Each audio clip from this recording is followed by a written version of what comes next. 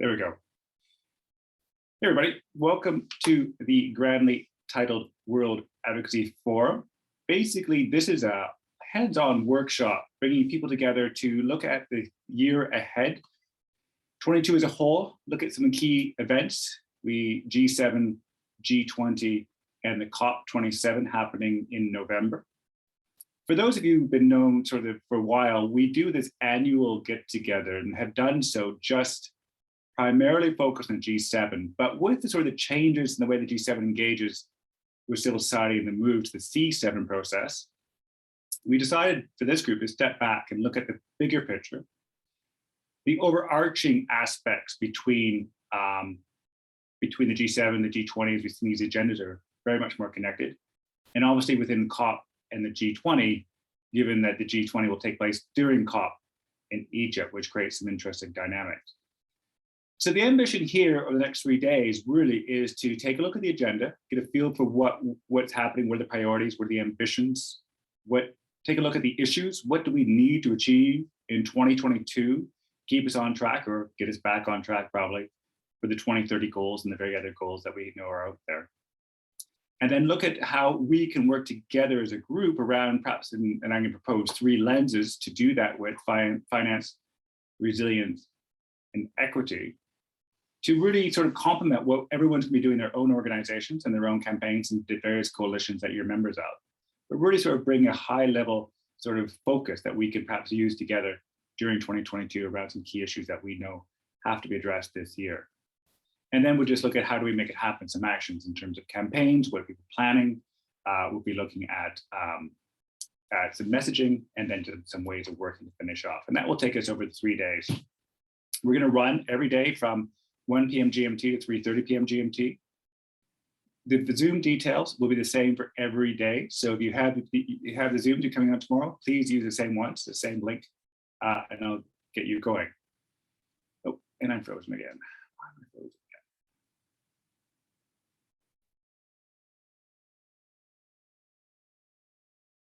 again? Okay, sorry about that. I seem to have. I'm directly plugged into my modem, but unfortunately the UK is, for those who some of you may be aware, the UK is going through a storm and that's affecting my internet. I apologize for that. Of course, February is probably not the best time to do a major conference. Anyways, I'm going to start sharing my screen now and we'll go through the agenda and then we'll just shortly go over to our first panel. But bear with me for 2 seconds.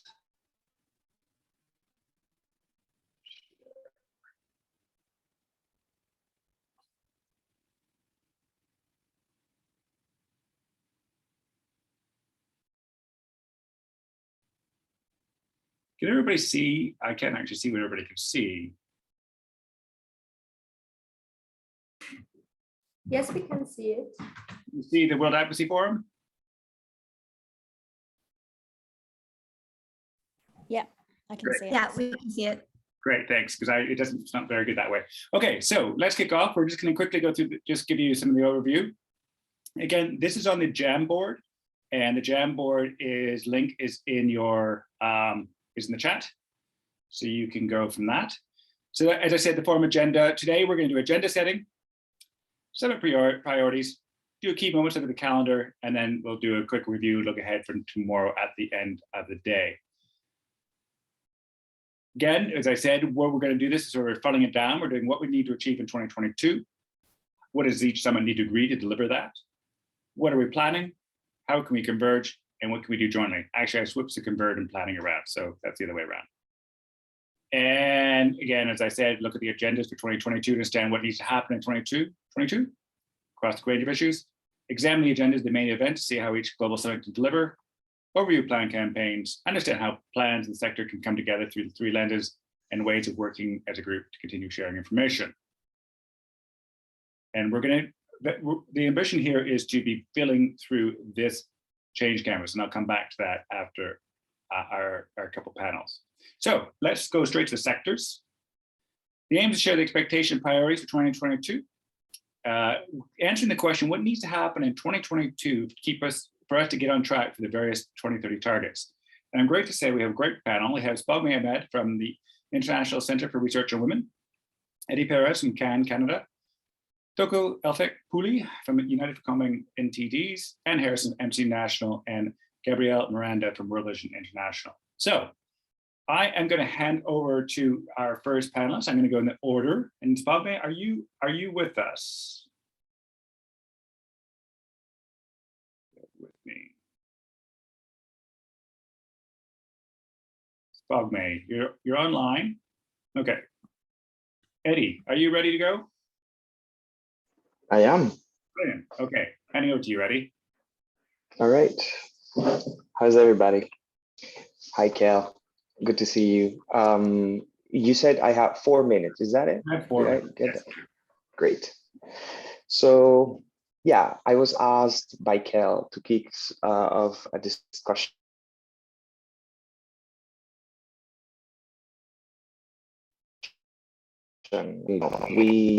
We actually thought that 2022 was supposed to 2020. Sorry, I think you hear my dog. It's my dog, actually. Sorry, muting here. Big part. One whole year where, oh, okay. I think my dog is listening to yours, so this is interesting. 2021 was supposed to be the year where, you know, we kind of realigned ourselves with issues related to climate, of course, the sense that the UK was going to bring the world together to make sure that you know, climate could then come back as one of those core issues that needed to be solved by countries. But, you know, from the objective of the UK to the reality, there emerge a critical number of gaps that then lead us to actually the context setting that I'm going to speak of today in the upcoming 3 minutes. Essentially, you know, 2022 will continue to be a climate year for 3 specific reasons. The first one is that we're currently seeing increases in losses and damages around the world that are actually cascading and amplifying different set of threats with extreme weather events that are having a considerable economic impacts and non-economic impacts everywhere. This is actually happening in Canada, but also in Germany and in the developing world, as we have already seen. And so it is a demonstration that you know, it's not just the meetings that we have at COP26 that matter, but actually how we're going to tackle the losses and damages at the domestic level. And this is having a particular impact on development globally.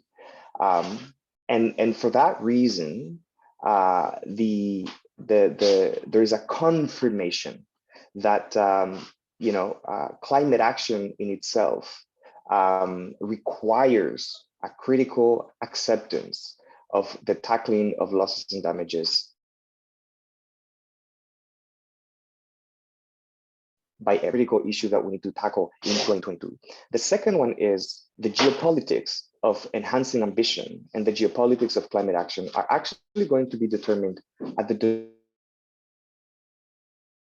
domestic level. So you might see, for example, the energy crisis happening in the EU, the Build Back Better question in the US, in Canada, questions related to the expansion of oil and gas, in Africa, questions related to the energy transition. So we're entering into what is called energy diplomacy, which is also related to many societal goals, economic development. And there's this debate happening at the moment between how do we secure energy security issues versus how do we make sure that we secure a just transition. So the challenge that we have in 2022 is that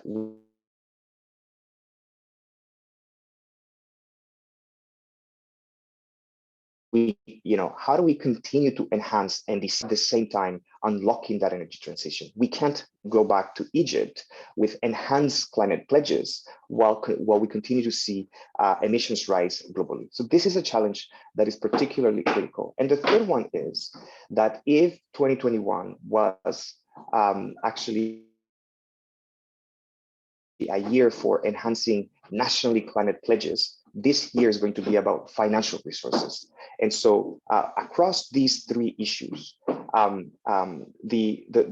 question that we need to ask ourselves is where and how do we address them? So that is why I think Cal was really bright into, taking us out of the G7 and actually connecting the different moments and platforms where governments can come and tackle these three issues all together. And so that is going to happen through the G20, through the G7, through the UNFCCC, but also in the interconnections of multilateral spaces in 2022. And all of this happens as we also talk about the COVID-19 recovery. We're actually now seeing that the huge gap and the alignment between the causes related to vaccine appetite and at the same time the tackling of losses and damages. So how do we move from here? Right now, the first thing that is happening on this first quarter of 2022 is the approval of two IPCC reports. The first one being the Adaptation and Impacts Report, which I am part of at the approval session right now. And the next one is going to be on mitigation pathways. So we're going to have two big IPCC reports that are going to actually set the tone as to how do we speak about climate action, climate impacts, and the climate challenge in 2022. Then there are going to be critical high-level political moments led by emerging economies. So you have the Convention on Biodiversity, which is led by China. You have the COP27 that is going to be led by Egypt. And you also have the G20 that is going to be led by Indonesia. Three countries, three emerging economies that require much more resources for the energy transition. And finally, we're also going to see an emergence of climate mobilization with call for greater climate justice. And I think this one is the one that I think is more critical for those of us who do advocacy at the global level, because we need to have two parallel discussions. One is that in the context of the energy and ecological transition, it is actually the domestic mobilization that needs to inform our global campaigns and not the opposite. And this became much more clear at COP26. And so my conclusion for the way forward is that in the three pillars that I mentioned earlier, what needs to inform our campaigns is actually what's happening on the ground. Thank you.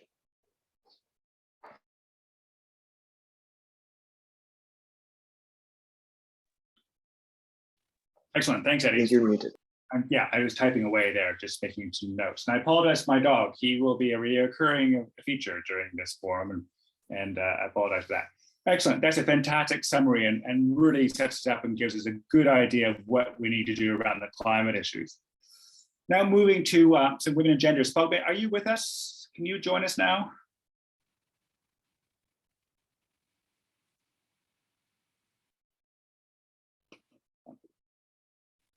Okay. Sorry. Cal, you're going in and out. Maybe turn off your video. Okay. And just do audio for a while. I apologize for this, everyone. As I said, there's a storm going on, so I'm plugged directly into my internet. I moved into my living room to make it work, but it's not quite working as I want it to. So is Spogme with us, or Toko, are you ready to go ahead? Hi, Cal, I'm here. Okay, great, Spogme. Do you want to give us 4 minutes on gender and women and gender in 2022?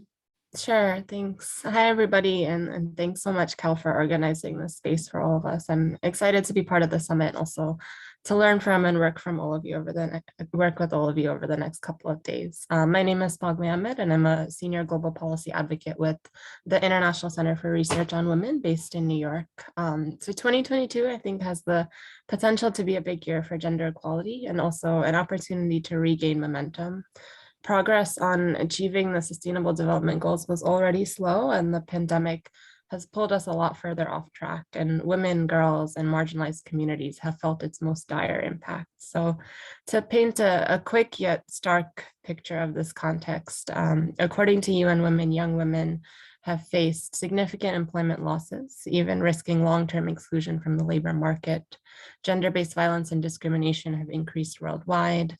The global gender gap in food security has dramatically risen. In just 1 year, 12 million women in lower and middle income countries faced gaps in family planning services, leading to 1.4 million unintended pregnancies and over 113,000 maternal deaths.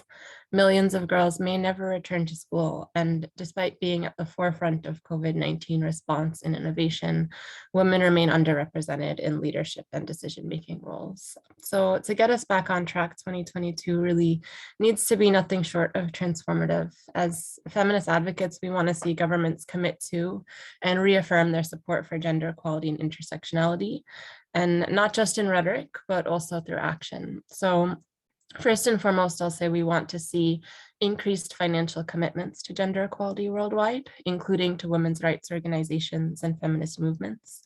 Globally, gender equality policies and programs remain chronically underfunded, and moving forward, we'd like to see all foreign policy funding and development assistance consider gender equality, and a large portion of those funds to specifically aim to promote gender equality initiatives.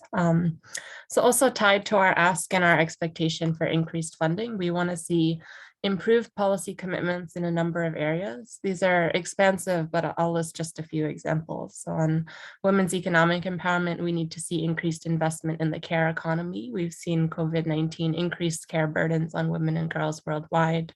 Government should also ensure women's job security, enact protections to prevent exploitation, including fair wages and decent work conditions. On gender-based violence, we'd like to see government support increased protection, mitigation, and response, and focus on ending harmful practices like child marriage. On climate justice, we'd like to see gender integration in all climate change plans and initiatives, support for gender equality through climate funding, and direct investment to feminist efforts and local women's rights organizations working on climate change issues. On SRHR, we expect governments to fully support comprehensive programming, including family planning, reproductive health, and comprehensive sexuality education. And one way to support and ensure that gender equality is central to all decision-making is to commit to a feminist foreign policy. So to date, 8 countries have adopted feminist foreign policies, and we're hoping that more G7 and G20 countries will follow their examples. So these are just a few examples of what's needed to bring progress toward gender equality back on track. In 2022, main opportunities, of course, include the G7 and the G20 summits, with Women 7, Women 20 processes also underway, helping to advance many of these issues that I mentioned. In just a few weeks, the UN Commission on the Status of Women will kickstart, this time focusing on gender equality in the context of climate change, which is an opportunity to build on momentum from the UN Climate Change Conference and make sure that's all moving forward. And last year, the governments of Paris and Mexico, alongside UN Women, hosted the Generation Equality Forum, which included a multitude of government, civil society, and private sector commitment makers. So this year, an accountability system for those commitments was underway, and we're hoping that will advance transparency and progress across the board. Of course, in terms of challenges, we expect to run into some political pushback with anti-rights voices growing prominent worldwide. But for that, we're grateful for spaces like this one where we can collaborate alongside civil society to ensure that gender equality and intersectionality are foundational to all policy programming. It's also important that all parts of government, not including those that do not traditionally work on gender equality issues, begin to adopt a gender perspective. So thanks, Cal, for allowing me to take the word on this morning. Just to humbly ask all of you that in all of your advocacy this year to make sure that it's gender sensitive, to ensure that women, girls, LGBTQIA+ populations, ethnic and racial minority groups, and other historically marginalized communities are central to all policymaking. So we really want to ensure that gender is incorporated throughout all advocacy recommendations to strengthen this call across the board. So that's just a quick overview of what we're hoping for this year. Thanks so much, Cal. Excellent. Thank you, Spugme. I appreciate that. Just to say, I'm taking some notes on the Jamboard, and if Spugme and Eddie, if you could add bits that I missed, because I'm not a fast typer, that'd be fantastic. Excellent overview. Another great overview. I want to now go to global health, and Toko, are you with it, Toko? I'm here. Go for it. Hi, good afternoon, everyone. Good morning to those, or good evening to others from wherever you're joining us this afternoon here in the UK.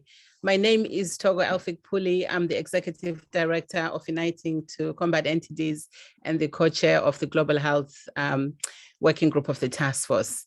So I'm just going to talk to you a little bit about the broad overview of the issues for the year and then what 22 looks like particularly. So just a little bit of context then, just prior to the COVID-19 pandemic, SDG 3 was not progressing at the required pace in order for us to achieve the 2030 goals, but at least we're moving in the right direction. Maternal and child health had improved, immunization coverage had increased, and we're doing really well in terms of coverage for some communicable diseases. We had WHO certifying Africa free of wild polio virus, which is an incredible milestone showing some fantastic improvements in global health. And then universal health coverage, we had the high-level summit at the UN with some commitments that were made by countries. So progress was being made, but not at the right, at the level at which it was required. And then the pandemic obviously came and turned everything over its head. And there's some really high risks in terms of the reversals in gains that have been made in global health. I think those that have been seeing the reports coming in from the malaria community, similar for NTDs, where treatment figures during the pandemic reduced to levels that we hadn't seen since 2012. So global health has really been impacted in terms of focusing on other areas that were not to do with COVID-19. We saw in countries particularly that human resources were being diverted to support the COVID-19 response. So we really have some catching up to do to make sure that all of the great progress that had been made can be accelerated. So really, in terms of global health, what we see as important is to accelerate action on SDG 3 in its entirety. And that's actually been one of the issues. I think when we met as the Global Health Task Team a year or so ago, and we're looking at priorities for the G7, we all felt that it was important to take a more holistic approach to SDG 3 and really encourage countries, the G7 and the G20, to look at progress across the SDG 3 in its fullest form. So this, I think, remains a priority, and to also look at integrated cross-sectoral action. What else is needed? What are the other drivers? Where do we need to be working with others in order to improve global health much more specifically? And then with the COVID-19 as well, we've seen conversations and debates about the role of the World Health Organization, particularly as it relates to pandemic preparedness. And then WHO had a sustainable financing framework that we're putting forward to the executive board, where they were proposing some increases in contributions, in assessed contributions from countries. And obviously that didn't succeed at this time. So there's some real questions about the funding of WHO, the role of WHO in pandemic preparedness, which would be really interesting to watch, particularly as other countries are looking to set up some alternative mechanisms, further weakening WHO, which would be a nightmare. And then COVID-19 really demonstrated the fault lines in terms of access to services and health equity. And I think we've seen this week with the EU-Africa summit, countries really voicing and talking about global health in ways that we haven't seen in such fora, really looking at the role of African leaders, the role of African institutions, the role of countries in local manufacturing and the calls for IP waivers and things like that. So we've seen, I guess, in 2021, global health really taking more of a center stage from the perspective of everybody wanting to get through the COVID-19 and get back to some level of normalcy. But it's also really raised some really big questions about where decisions lie, the role of African countries, who pays, does the person who pay call the tune, and how can that then have an impact on a pandemic where you don't have full coverage, where countries in Africa have really struggled to access the COVID-19 vaccine. So some really interesting conversations that I think will change the architecture of global health moving forward. So in terms of what needs to happen then from a policy perspective in 2022.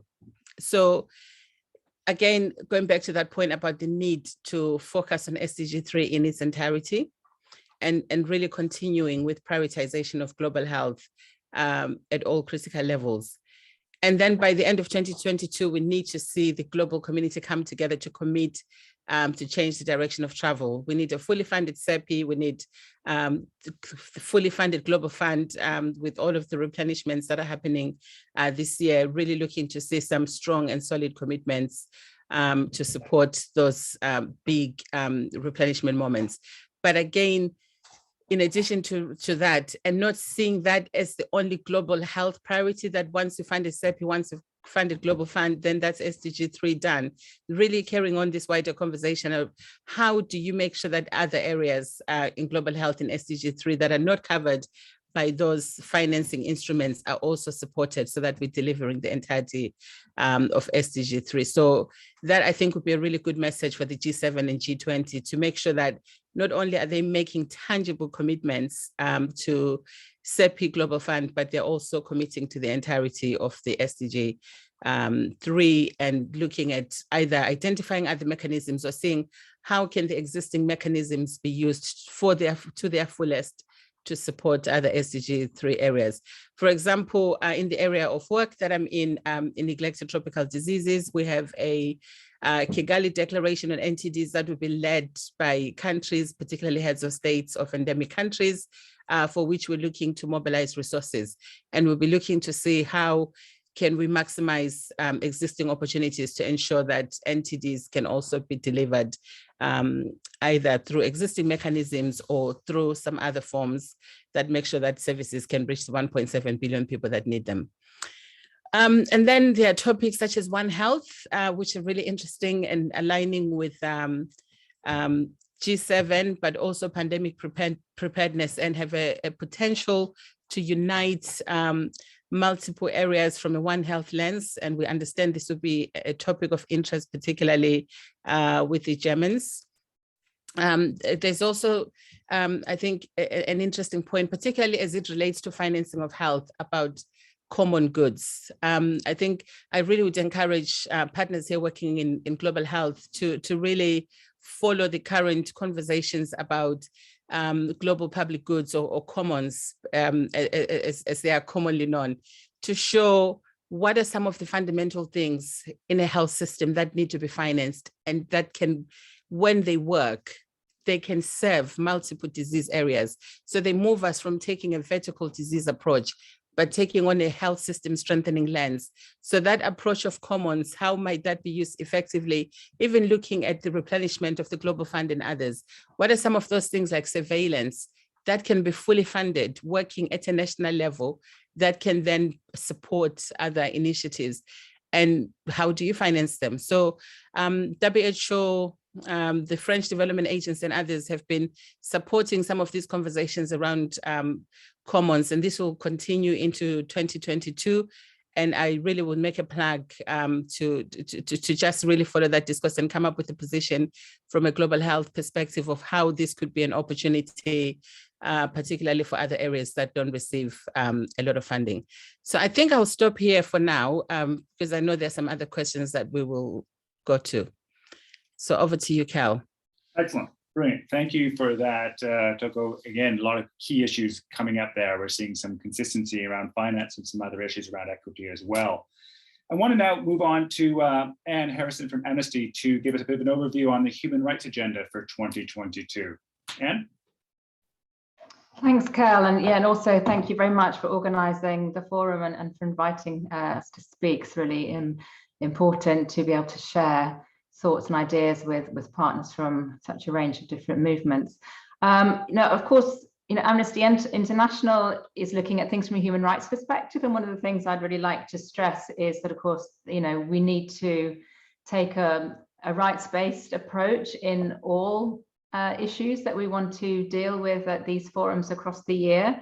So, although I don't want to go into too much detail on health and climate, because those have already been touched on, very eloquently by colleagues, but perhaps just to stress in regard to health, the importance of a comprehensive TRIPS waiver, on vaccine access is going to be a really important aspect for human rights organisations. We've been doing a lot of work on that, and we'll continue to do that. I'd also just like to draw the link between sexual and reproductive health and rights. Because that is contentious, at the GA and other documents, where some countries are trying to push back on agreed language on those things. So I think it's really important that we really continue to try and push for, comprehensive sexual and reproductive health and rights attention to issues in these forums, even when that's quite difficult to do so. And on climate, I just also like to draw attention to the developing norm around the right to a healthy environment, which was adopted by the Human Rights Council last year and will be also put forward in a resolution to the General Assembly this year. And I think it's really important that we also try to push for reference to that right wherever we can in G7, G20 outputs as well. And what's quite interesting at the moment is that the UN Environment Assembly is just about to happen, and the various outcome documents are under negotiation there. And there's quite a lot of different views about how that right should be reflected in these documents. So it's by no means a settled issue about what this right looks like and how it can be used as a developing norm going forward. I'd also just like to mention briefly taxation and debt relief, which I think is a real cross-cutting issue, but is also a really important human rights issue, because countries, are not going to be able to meet their human rights obligations on the right to health or to deal with climate change mitigation, etc., if they can't find money to do that. And I think, obviously with the G20, has its debt initiatives, which are not really fit for purpose. So, that's something that really needs to be looked at, how they can really be effective for countries. And also the global taxation agreement that was made last year at the G20, is something that we're going to be looking at more. It was a good start, but it's been criticised. It's going to be operationalised this year. So making sure that that's sort of as human rights compliant as can be would be really important. But then the main thing that I really want to perhaps highlight as well in terms of civil and political rights is civil society space at these forums. We're seeing across the world and in many different forums, including the UN, that civil society space is shrinking. So we really need to address that. But what I'm seeing is a lot of conversations at different forums about what civil society space should look like to make sure it's protected. And it seems there's a lot of duplication. So, do we need to come up with some sort of overarching principles about what civil society space and multilateral forums looks like, that we can draw on in all of these different spaces where these conversations are happening. For example, it's happening with the UNFCCC, it's happening at the WHO. To some extent, it was beginning to happen at the WTO, the head of the postponed ministerial conference. There are still issues in New York with the General Assembly in terms of civil society access. This is a really big issue going on. And of course, we've also got COP27 being held in Egypt, which is a country with a really dire human rights record and with very little space for independent civil society. So, how do we address that issue in the context of some of these other things that we want to raise, but to make sure we don't either undermine or put at risk colleagues who are operating in Egypt. And then finally, I just wanted to flag that obviously the G7 and the G20 can also be used as spaces to discuss current and emerging crisis situations. So last year the G20 looked at Afghanistan, but then perhaps just also a question for all of us to think about, that if a war in Ukraine does start, what is that going to mean for negotiations in all of these forums?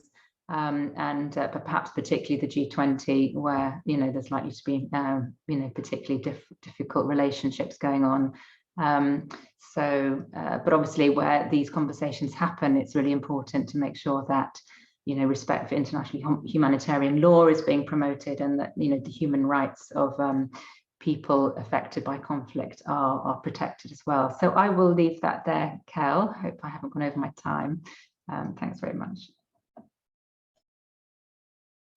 No, that's excellent. Thank you very much. And I've been taking some notes. Again, take a quick look to make sure you're happy with those.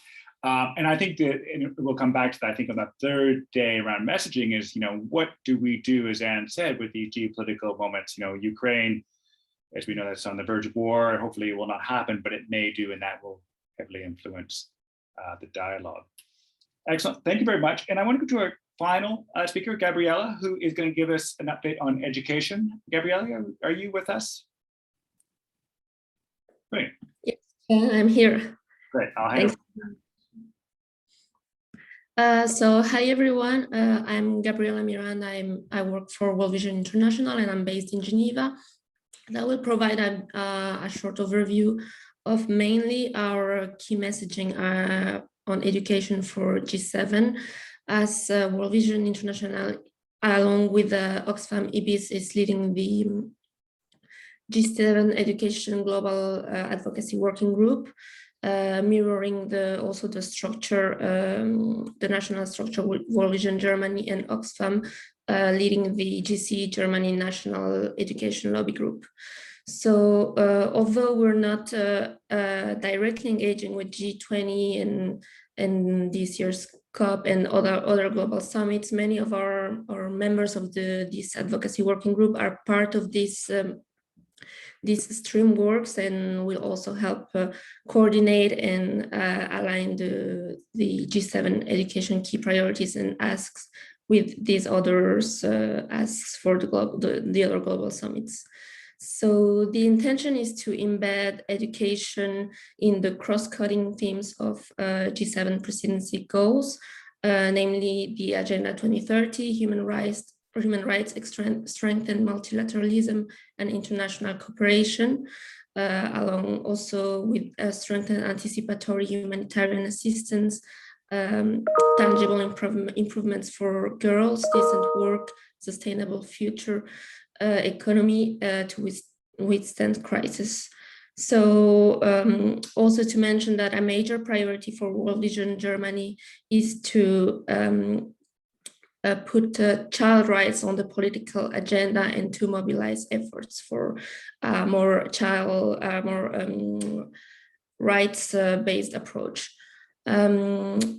Broadly, G7 members must urgently increase international cooperation to protect the right to education of all children and learners from being disrupted by crisis, and establish safe, inclusive, gender-responsive, quality education and lifelong learning systems that are resilient to emergencies like COVID-19, climate change, and conflict.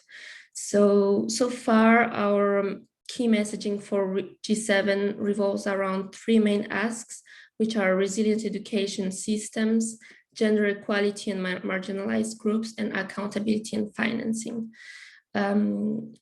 So first point on resilient education systems, G7 members must contribute to strengthening and transforming education systems to be resilient against emergencies, by ensuring uninterrupted learning, particularly of foundational literacy and numeracy, by prioritizing quality training, retention, and remuneration for teachers, and to increasing equitable access to technological remote learning solutions, and also accelerated learning and catch-up programs.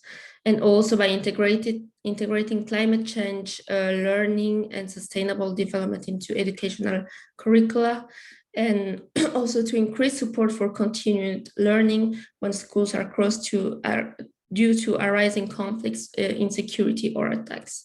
On the gender equality and marginalized groups, the aim is to push governments to fulfill G7 past commitments to support more girls in school by 2026, and by strengthening prevention mechanisms to mitigate sexual and gender-based violence against girls, particularly child marriage, early and unintended pregnancy, and through increasing support to early childhood education and development programs, mental health and psychosocial support, social and emotional learning programs to contribute to child well-being.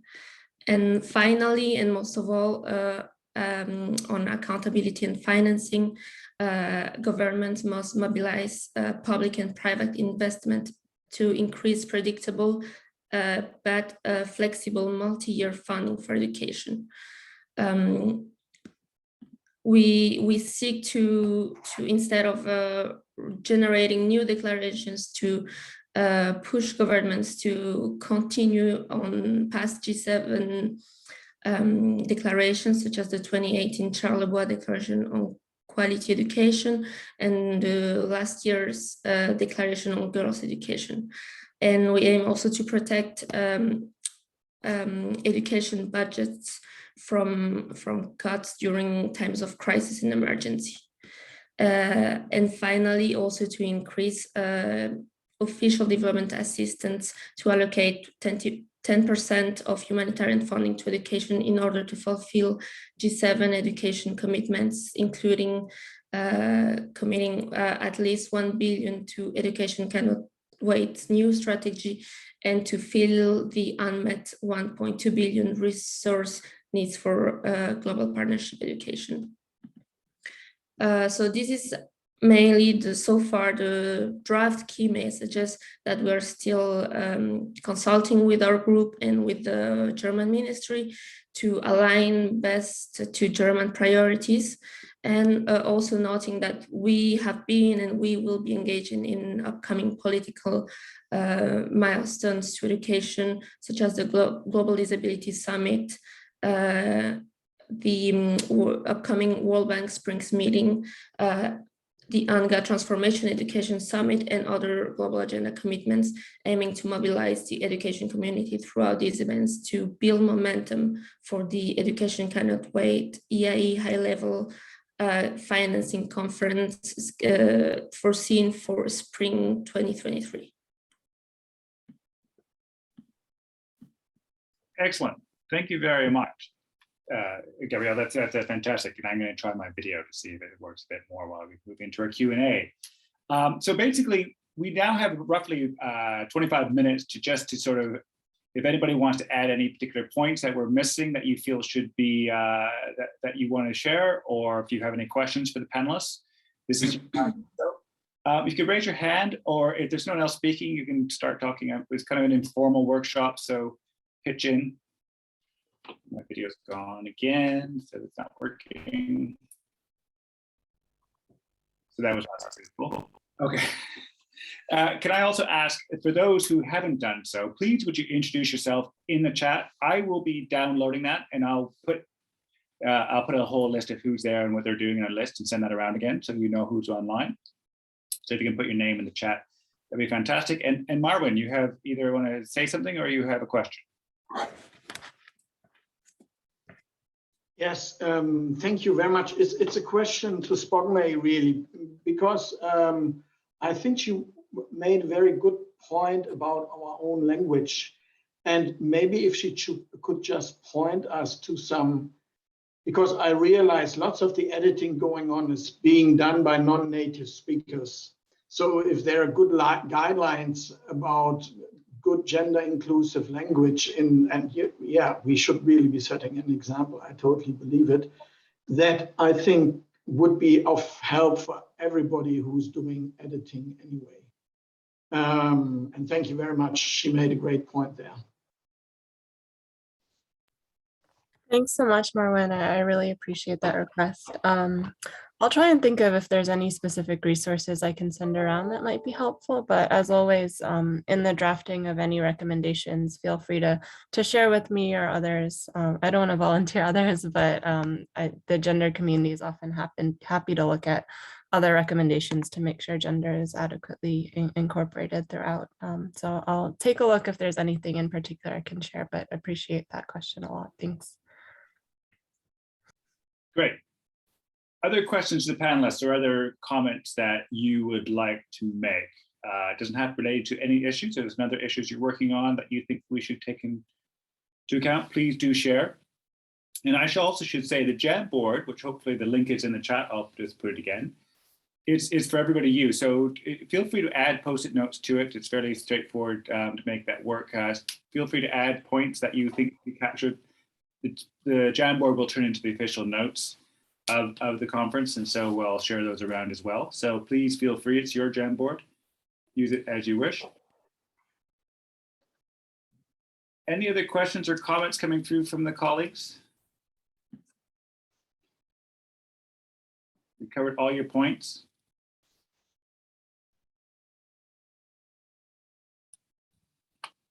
Going once. Going twice. Hi. So I realised I've forgotten to mention, it's part of the civil society space in a way, but it's also important to protect the right to protest around the meetings of all these forums, which is something we've done in the past. I think is important to again, might be particularly important in Egypt, and I've added a comment in the Jamboard to that effect. Excellent, perfect. Yes, very good point. And I, in talking with colleagues before the holidays from Africa Working on Climate, I think Egypt was a key concern on how to get African voices, given it's the first African COP, how to get African voices into the dialogue, given the Egyptian situation being so complex, let's put it that way. Thanks. Kathy Orlando here, if I may. Sure. Yeah, thank you for this. I just wanted to reiterate, as you know, I sit on the W7 advisory group, and I just wanted to re-emphasize that at the W7, closing the gender gap, the pay equity gap between men and women is a big push. So a lot of these, you know, just looking forward, just, you know, every policy that we're creating or pushing for, that is part of it. So thank you. I just wanted to reinforce that. Great, thank you. Annalene, do you want to make a comment? And then Miranda. So Annalene first. Yes, thank you so much. Thanks so much to all the speakers. Really super interesting to get that holistic overview.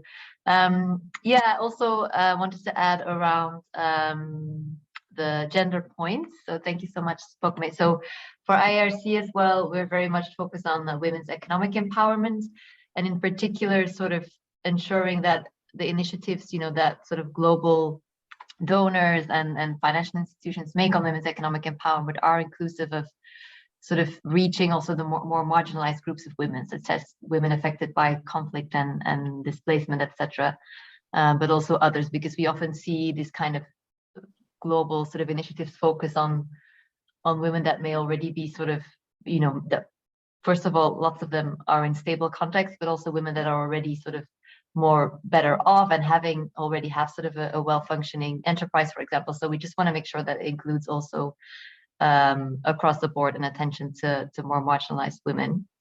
And also sort of across all different thematic areas, of course, we've kind of focused on making sure crisis-affected people are included and displaced people as well. So just wanted to make that point. Thank you. Great, thank you very much. Miranda?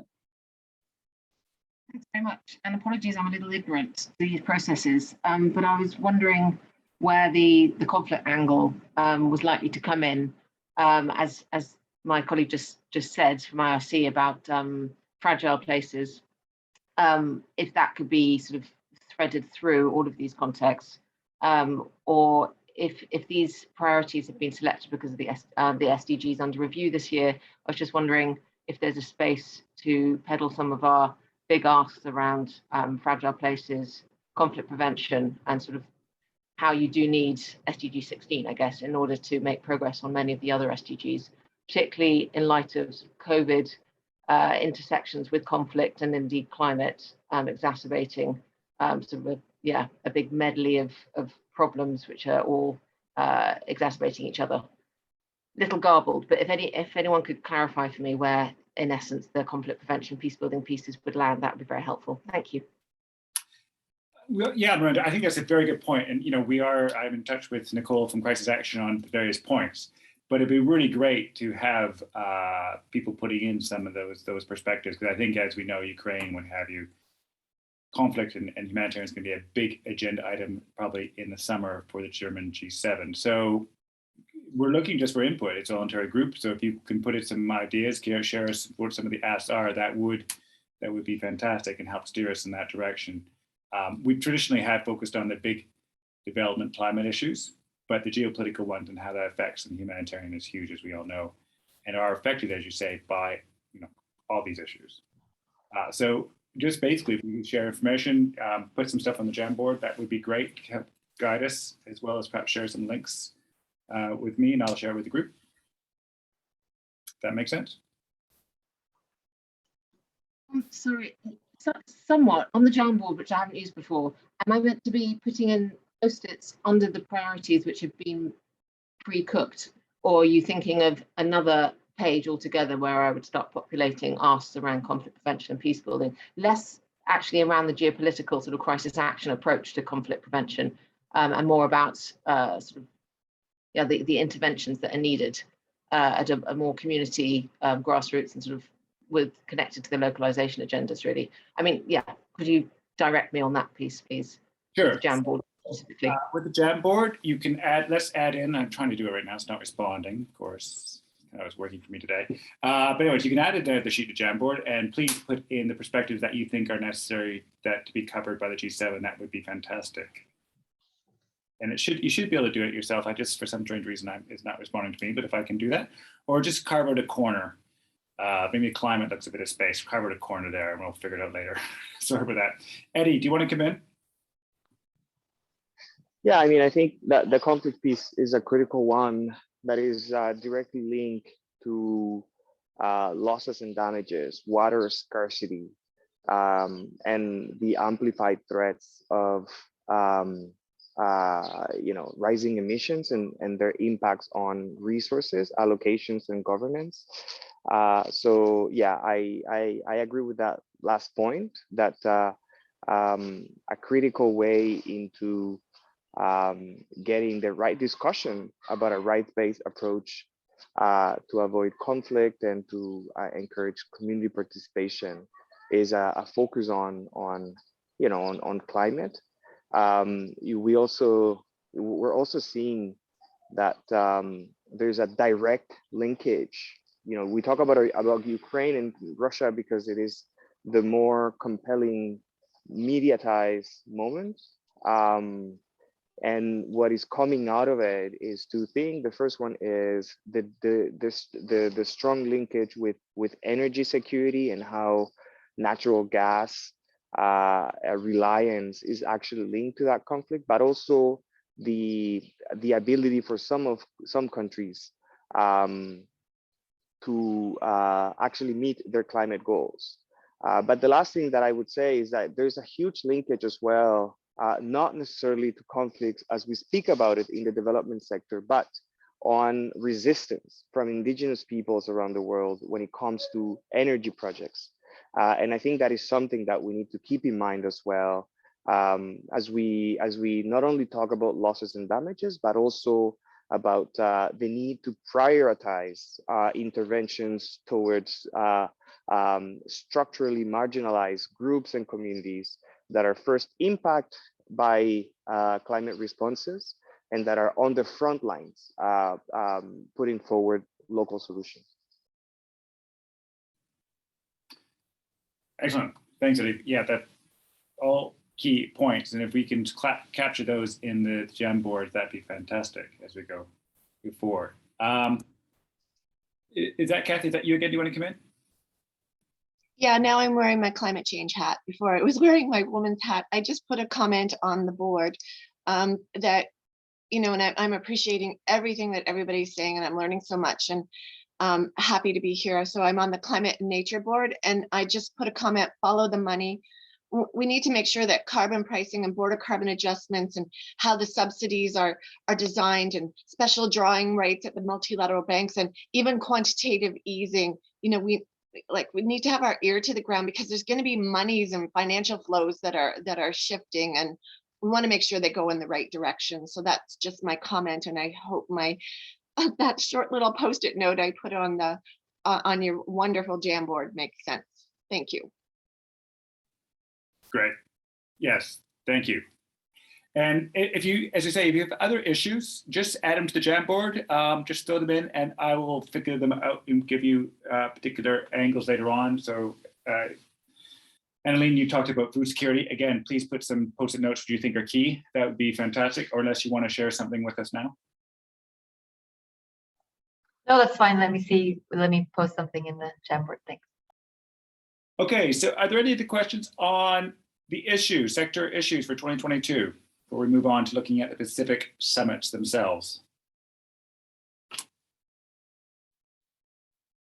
Okay. Marwan, get your hand up.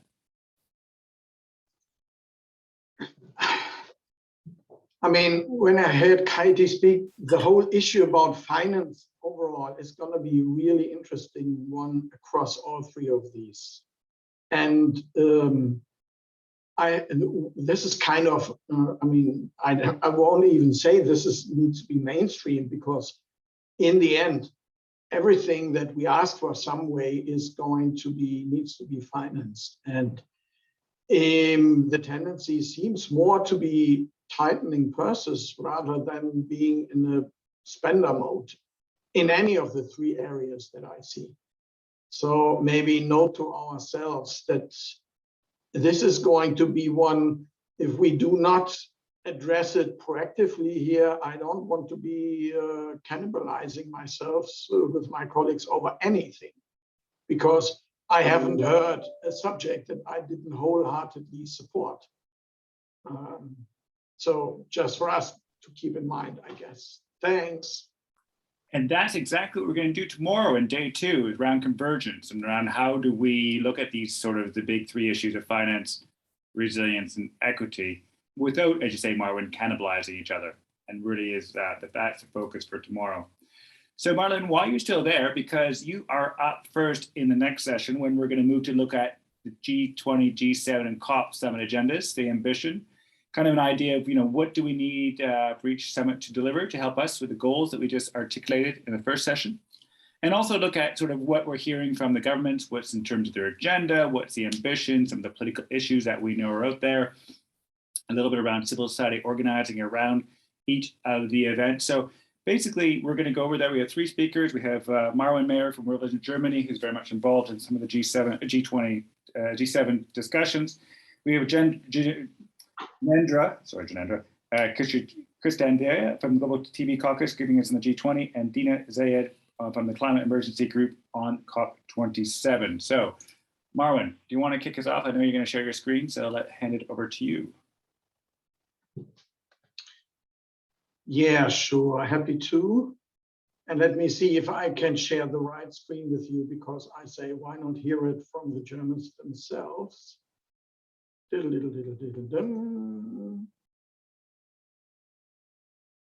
Right. I hope you can see the Jamboard, but that's not what I wanted to show you. So this is a quick overview of what the Germans are at least planning to do. This is the website of the German government around the G7. And there you have the overall motto, progress towards an equitable world. I find it interesting, in German, it really says progress towards a just world. No idea why, who translated that, of course, you know. I much prefer the German version. And here you find there the major goals of them. And yes, to sum it up, for the Germans in general, it really revolves around climate and it revolves around health, global health.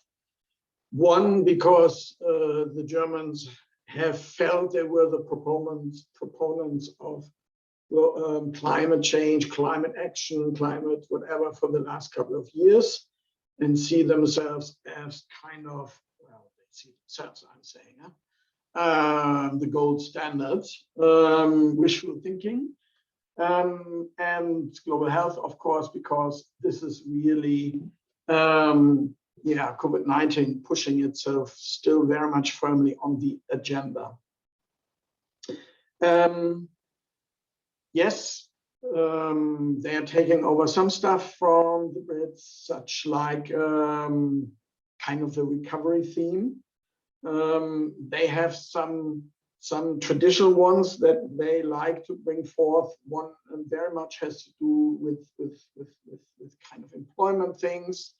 Gender is strong on the agenda, and these are stronger together, I think, points more towards, which can be really interesting around the whole Ukraine crisis that we are having. It was in 2014 where the G7 should have been with the Russians, that they basically were kicked out of this club of values, let me call it that way. And since then it's the G7 and not the G8. So the G7 Russia relationship or non-relationship is always a very interesting one, I think, and it might be actually one that has specific impacts in how the G7 is going to deal with it this year. But club is kind of a word, especially around climate. And oh, sorry, let me just share with you. Here we do have the work program a little bit more spelled out by the German government, which is not usual. I remember from other to have really this in all is a 12-page document where the policy priorities of the Germans are really made in detail. Around climate, they are talking about a climate club. Now, if you have a question mark, I have a question mark. What they really mean by that is not yet very well defined. But as a club is probably something more of those who want to do it are the willing. I guess it has more to do with something like that in terms of climate. There's something that I wanted to talk about also for us to keep in mind is this year the Germans will be responsible for publishing a full accountability report. This is something that only happens every 3 years. In between, the hosts decide for themselves what kind of special report want to bring out. But that means that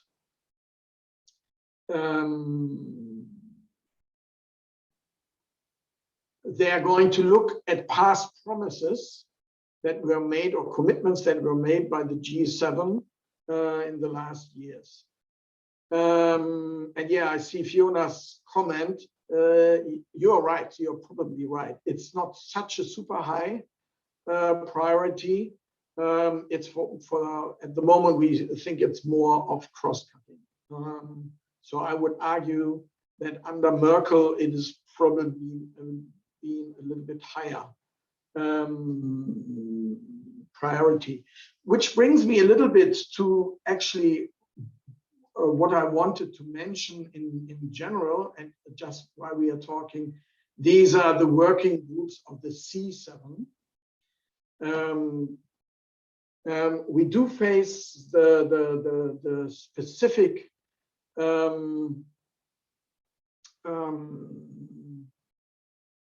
it's a new government. This always can make for a rather weak summit.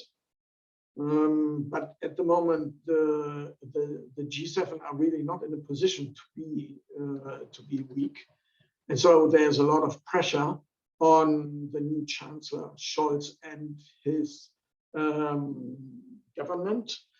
But they are new to the game, and this is probably one of the reasons why they chose again to do it like 7 years ago in Elmau in Bavaria, because it's a location they know. And so it remains to be seen how strong a host Germany is in actual fact going to be. Now, I see the question around education. It's not strong.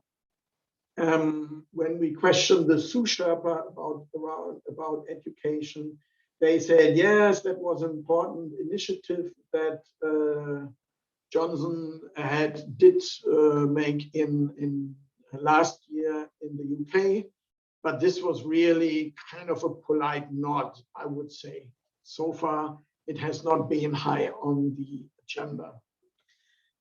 And for you, lastly, and I will probably just also post this in the chat, here is the 5 working groups of Civil 7 that everybody is invited to join. Everybody, meaning very much we weren't preventing this, but this is not just for civil society coming from the 7 wonderful countries meeting there. It's open for everybody, but this time really encouraging also more participation from the South.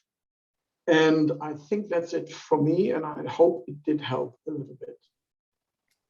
Great. Thanks, Marwin. Appreciate that. I put some of the links in the chat to the webpage that Marwin was referring to. And also, while people are having a chat and while we move to the G20, I put up in the Jamboard a chart and an overflow chart. So each one, G7, G20, and COP will have kind of like, what do we see as a high priority in terms of what we need to get delivered? So that's the horizontal axis, more to the right and more higher priority. And then the vertical axis is looking at likelihood. So what do you think is going to actually be likely to actually pass? And we put them in the blocks. We have high priority, which means high likelihood, high importance. Positioning priority means it's very important, but it's not likely, but nevertheless it should be said. And then we have low priority because it's not very important, it's not very likely to happen, so let's not spend too much time on that. And then what I'm calling a needless priority, in that it's likely to happen, the Germans want it to happen, but we don't necessarily see that as one of our key issues to push, so therefore it's there, but it's not something that we probably would spend a lot of time on in joint work. So if you want to, knowing your sectors and your issues, if you want to add post-it notes based on that, based on those ideas, there is an overflow on the other side. You can go ahead and add to that G20 and COP as you like when we hear the interventions from our colleagues. So moving now to the G20 and have a chat with Ganendra. Are you with us? I'm here, Cal. Can you hear my voice? Yes, I can. So hand it over to you. Thank you so much, Cal. I think first I would like to say thank you for having me. My name is Ganendra. I'm based in Jakarta, and I'm currently working at the Global TB Caucus Secretariat as the Asia Pacific Regional Manager, and also together with my colleague here, Lucy Foster, we together co-lead on our G20 campaign. Maybe I would like to also share, I cannot share screen, but maybe I can share the G20 website. Just here, I will make you a co-host, Ganendra, and then you can do that. No problem at all. Yeah, it will be great, but if not, then no problem. Actually. You can have a request for a co-host now, then you can share your screen.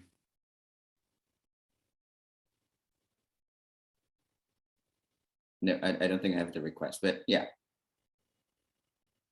No problem, but I think everyone can access the websites and it's there, basically the 3 main pillars of the current Indonesia's presidency, with the big theme of recover together, recover stronger. I think it also very tied closely to what Marvin mentioned earlier on G7's presidencies. But before that, maybe a little bit of background on our work, or the Global TB Caucus work on G20, because since 2016, the Global TB Caucus and key partners, we have been working closely with the G20 secretariats and also different presidencies in really building the response to TB. And since 2017, TB has been mentioned in all of G20 Ministers of Health declarations and all of head of states communique. And as the network of elected representatives, we're really pushing that through the angles of members of parliaments. We have strong MPs champions in G20 countries, particularly in Asia Pacific and Indonesia now as the current presidencies. And we're also working closely, collaborate closely with the current G20 presidencies, also the Ministry of Health Indonesia, to conduct several activities. One of the activities that we have did was on January, we held a G20 G7 bilateral between Indonesia and Germany, whereby it is a kickoff of our G20 campaign this year. It was co-hosted by the Global Fund and also the G20 Health and Development Partnership to really connect Indonesian and German representatives as G20 and G7 presidencies. The theme was following on G20 presidency's theme this year, Recover Together, Recover Stronger. We really discussed to synergize both presidencies to stronger response in health crisis. The other part is the G20 and TB side event, which will be held later in March this year. It is an official G20 side event. It was just decided today that it will be an official G20 side event. Given our strong connection with Indonesia, the G20 presidency provides a golden opportunity to really influence the inclusions of health-related agenda. That's why focusing on financing for TB response will be the key aspect for the TB side event this year. Later, we will also hold G20 multilateral to really galvanize bigger support before the health ministers meeting in October. And we will try as much as we can to push for TB to be raised in the health minister's agenda. So I'm going to go deeper now into the framework of Indonesia's presidency with the theme of Recover Together, Recover Stronger. We have three main topics. One is the global health architecture. So really looking at how we can accelerate global recovery by ensuring global health system resilience, promote interconnectivity, and also equitable supply chain. The second one will be digital economic transformations. We know that the recovery of the post-pandemic global economic order becomes stronger. Therefore, we need inclusive and collaborative efforts by leveraging the digitalizations. And the last bit is on the energy transitions. So really on to expand access to affordable and clean energy source technologies for sustainable and greener economic development. I may not be able to speak a lot about the aspect of digital and economic transformations and also the energy transitions, but maybe in terms of global health architecture, where we, the caucus, also provide technical guidance and also input to the current health working group. There are three priorities under this big pillar. Number one is on building global health system resilience. So it will talk about resource mobilizations for pandemic preparedness and response, or PPR, and also global surveillance enhancement by sharing genomic data through open platform. And we'll also try to push this for TB as well, to have a live surveillance data for TB, because we don't have that currently. The second priority is on harmonizing global health protocol standards. So really on to harmonize the existing regulations to enhance cross-border interconnectivity. This is the issue raised because of COVID. And I think it also relates very closely to some of the human rights issues raised previously, and also to talk a little bit on health information systems for international travels. The third health agenda would be expanding global manufacturing and knowledge hub for PPR. So it includes the expansions and also redistributions of global manufacturing hubs for vaccines, therapeutics, and also diagnostics to developing countries, and also sharing knowledge for PPR itself.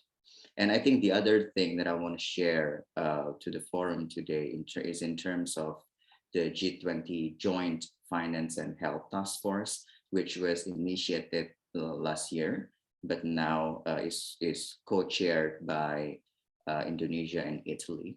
So they are currently developing a work program which will include the establishments of the Secretariat itself. So they will focus on increasing the access to COVID-19 tools accelerator, strengthen the relations to vaccine target monitoring, testing, and also global PPE, the availability of global PPE, and also accelerate global vaccinations, ensure vaccine equity, and also affordability. And I think they are currently trying to build an inclusive financing facilities to strengthen global health architecture, particularly PPR, which they call Global Health Financing Facility. I think it was raised a little bit before, and definitely something that we can discuss further. I think those are some of the priorities, Kel, that the G20 is currently having as of now. Would be happy to discuss further. Excellent. Thank you, Granda. Appreciate that and the overview of the agenda. And I think around the health architecture, as we've heard from the G7, I think there's going to be some interesting discussions. I think the Germans and the Indonesians have a very different point of view on that. So I think we're going to see some interesting dynamics between the two groups. Going to move on now to COP27, and Dina is going to give us an overview of the agenda and what are some of the ambitions and some of the issues for that event. Dina, are you with us? Yeah, thanks, Kel. Thanks so much, and thanks for having me. I'd like to sort of start with a broad point of context that, you know, there were some good and I think some surprising outcomes from COP26 in Glasgow, and we're very much sort of building on that moment of an extremely challenging backdrop in 2021, leading to what looks like another challenging year in 2022. So we saw in Glasgow that there's been some real significant progress made on issues of climate finance, adaptation, and loss and damage, but we still have quite a long way to address some of the core redistributive and procedural justice questions that have always been at the heart of the UNFCCC. So COP27 has been pegged as the African COP, right? With talks returning to the continent for the first time in several years. And given that more than half of the world's most climate vulnerable countries are on the continent, COP27 will be a key opportunity for a continent least responsible for global historic emissions to advance a recognition of the climate agenda. And by extension, therefore, it's also a year that gives a real chance for the climate justice movement to make more important connections and champion some of the more neglected issues in the climate negotiations. So, for instance, we know that despite contributing only 3% of global historic emissions, Africa has the most to lose and the fewest resources to adapt. African countries already spend up to 10% of national GDPs every year on adaptation. And we also know that the nationally determined contributions of 40 African countries together indicate an estimated need of $331 billion in adaptation investments just to 2030. Despite these enormous financial needs, not just for adaptation, but also for investments in clean energy, we also see that international public finance in Africa barely tops $6 billion a year and is extraordinarily unevenly distributed across the continent and by the nature of the finance in which the continent receives. And to put this into perspective, and when we say that Africans and African issues are so deeply underrepresented in the UNFCCC, one statistic that I think speaks volumes suggests that just a little over 9% of admitted observer groups as of December 2017 in the UNFCCC were from African countries, which is a far contrast from the European and North American representation that hovers at around 70%. So Egypt will be hosting this conference at a beach resort city of Sharm el-Sheikh, and they've made their intentions as COP president quite clear. They want to be champions of the African climate agenda. And most of you are likely to be aware, Egypt's Foreign Minister Sameh Shoukry has been given the title of COP27 President Designate, and the Minister of Environment, Yasmin Fouad, has been charged as the Ministerial Coordinator and Envoy. So both Shukri and Fouad and other Egyptian officials, including President Sisi, have made repeated pledges to advance an African agenda around climate adaptation and to serve as a voice for mobilizing climate finance and clean energy technology to the region and to the global south more widely. So we also know from the past that Egypt has played a crucial role in championing African priorities in UNFCCC negotiations, including heading the Committee of African Heads of States and Governments on climate change during the Paris Agreement negotiation itself. Within that, I think we can expect that the climate adaptation, resilience, finance, and loss and damage agendas will be elevated in the UNFCCC process this year. And that's also a real opportunity to make some important connections around a sort of resilience and just transformation agenda. And so that it's not paying sort of second fiddle to the mitigation fights, which has historically been the only thing that many in the global North climate movement have wanted to pay attention to. So we've seen new financial pledges made in Glasgow, but we still haven't cracked the $100 billion a year by 2020 promise that was made over a decade ago. And this is likely to be quite high on the agenda during the year. I know I don't have a lot of time, and maybe it might be better to keep some things for the discussion with the panel. But just to quickly summarize some of the big opportunities for the year, but are each challenging and difficult opportunities to unlock, revolve around closing the commitment gap around adaptation finance mobilization specific, and the plan to double adaptation finance, which has gained certain momentum in the last year, is just going to be warm words without substantial commitments and a real focus on question of implementation and delivery. So we need to have conversations around not just quantities of finance, but the quality of this finance, who it's going to and how. And we also know that there's significant progress that needs to be made to advance the dialogue on the global goal on adaptation and to operationalize and define metrics for how we measure it and report it. And finally, the political focus on the loss and damage agenda needs to stay in sight. And there's significant sort of consensus building that I think needs to happen across these three forums and in the climate justice movement at large to bring the conversation in the real world into the UN climate halls. We need to see progress on facility matched with real and independent financial pledges that are separate from adaptation and climate finance commitments that have never been met. And for that, we need timelines for delivery. I'll stop there. I think that's a broad overview of some of the issues at hand and looking forward to discussion. Excellent. Thank you, that's excellent. And great if people could, and if you could as well, Dina, just add some your points in the sticky notes that I've missed because I'm typing furiously, but not very well. Thanks for that. So that's great. So that gives us an overview of our three main agenda moments. We've talked about G7, G20, and COP. Here's a time now, if anybody has any other sort of significant moments in the year that they think should be sort of, put into the mix, please do share. Also, if you have any questions on specific parts to the colleagues on the panel, please raise your hand. Eddie, you have your hand up? Yeah, and I think Dina has already made a great comments, but just answering some of the questions from the chat about gender and education. So, I mean, essentially, I think these two topics are always part of the COP agenda. So from a gender perspective, there is of course the gender action plan, but more importantly, when it comes to resources, there is an emerging recognition that making sure that climate finance has a specific feminist lens. This is something that is building a lot of momentum. So you'll find those discussions under the climate finance discussions, but also there is a gender action plan that is being implemented to make sure that gender mainstreaming is everywhere, from the implementation of climate plans to the implementation of COP decisions. At the same time, on education, you also have the Action for Climate Empowerment agenda, which is an issue that has been gaining a lot of political momentum. It is actually led by organizations like the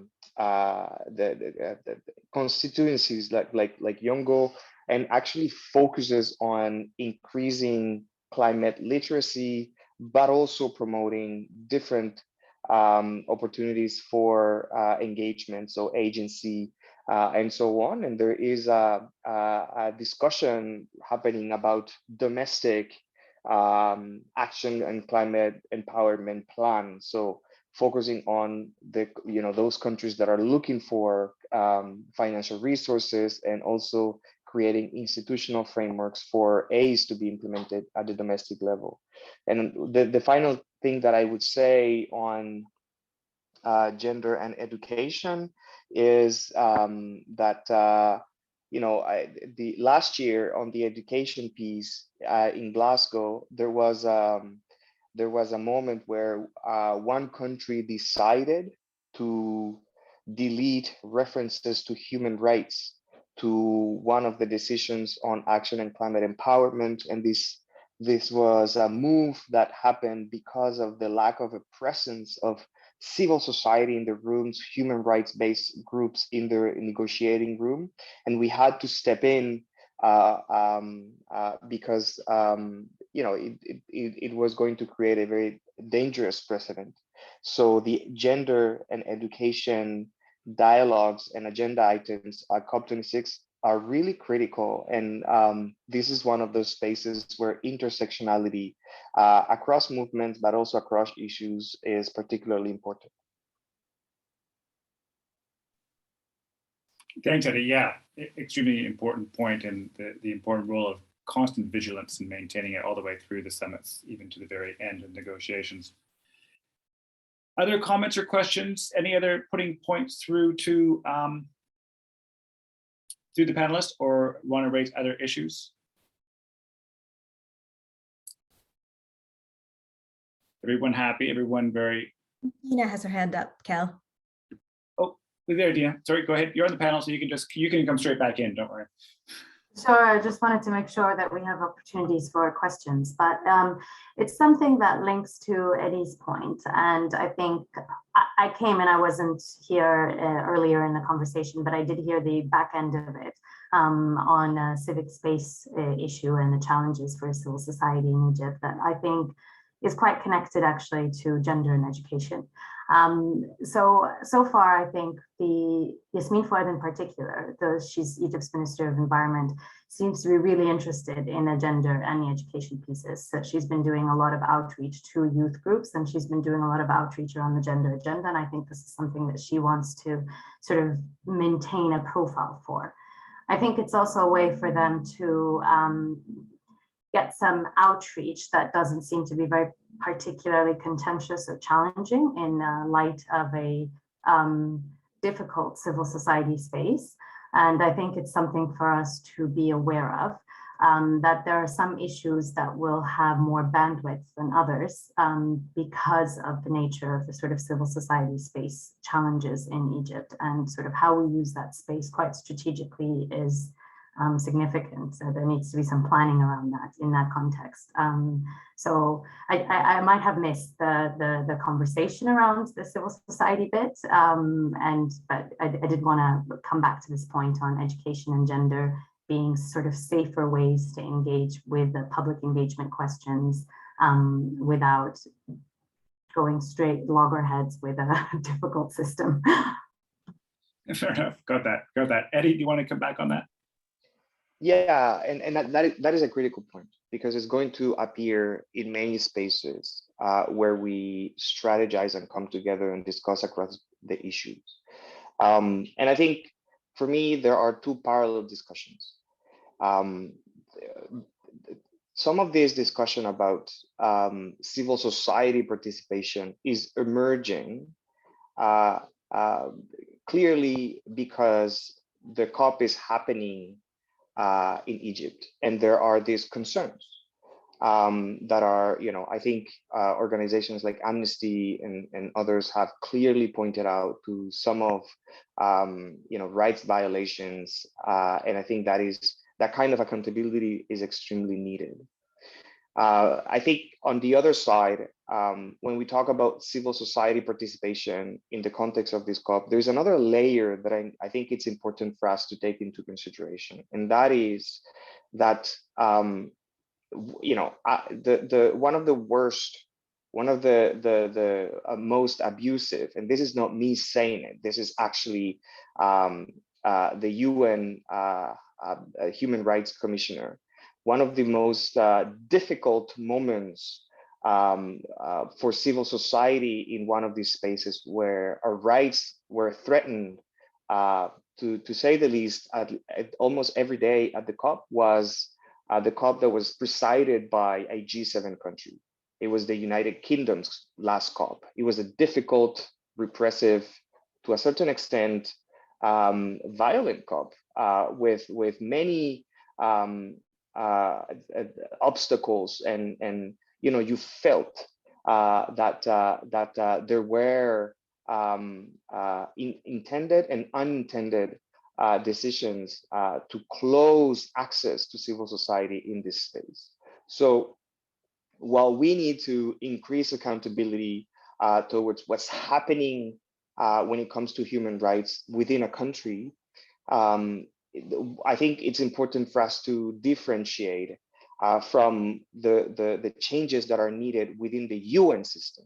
It is the UN system who continues to actually make it extremely difficult for civil societies to participate. And COVID has exacerbated that and has allowed for this to happen, even in places where we think that human rights safeguards exist in a strong manner.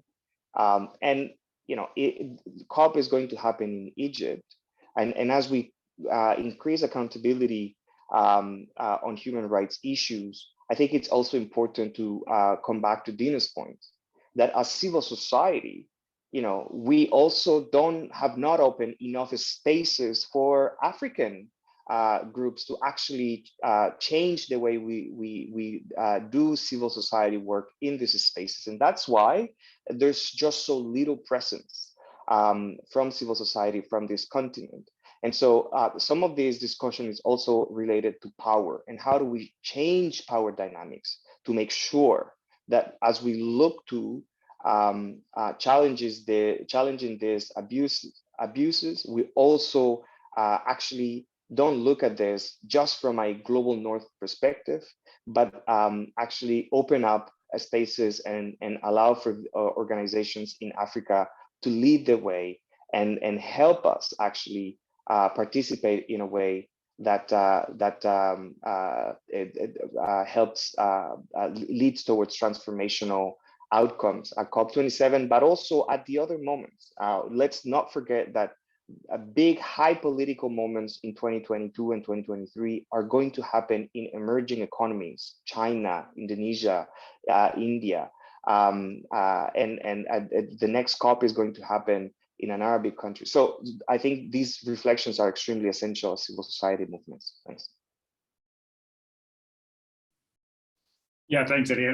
Really important point there. And I think this is going to be this, our focus, and we need to make sure this happens as, for example, this forum is looking beyond just G7. And as we talk about G20 and COP, we need to include other voices beyond these groups, beyond the G20, the ones that are affected and are influenced, have a big stake to play in this. So, and I think if colleagues could reach out and invite them to join the task force and other types of forums, that would be fantastic. So we can get these voices, as well as making space for them and outreach and creating venues that work well for including voices beyond just global north that we have at the moment.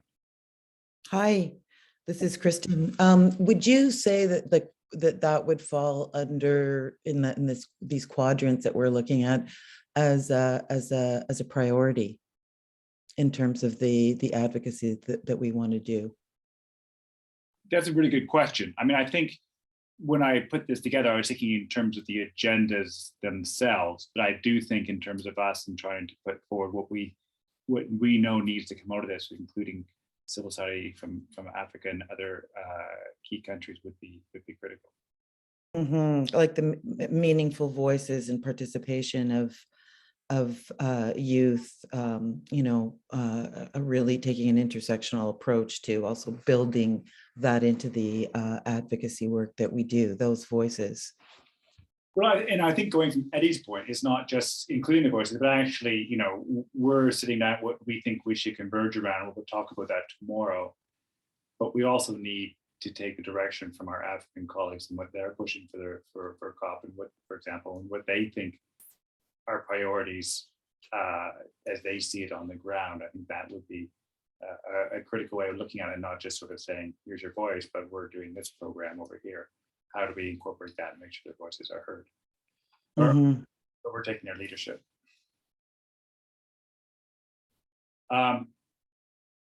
Other questions to the panel, or other points people want to raise?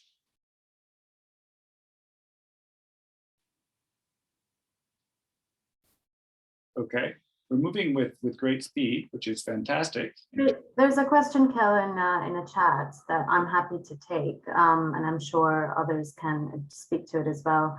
And I think it's looking forward a little bit to COP28 to say that the situation might not be particularly better when it comes to human rights abuses in the UAE.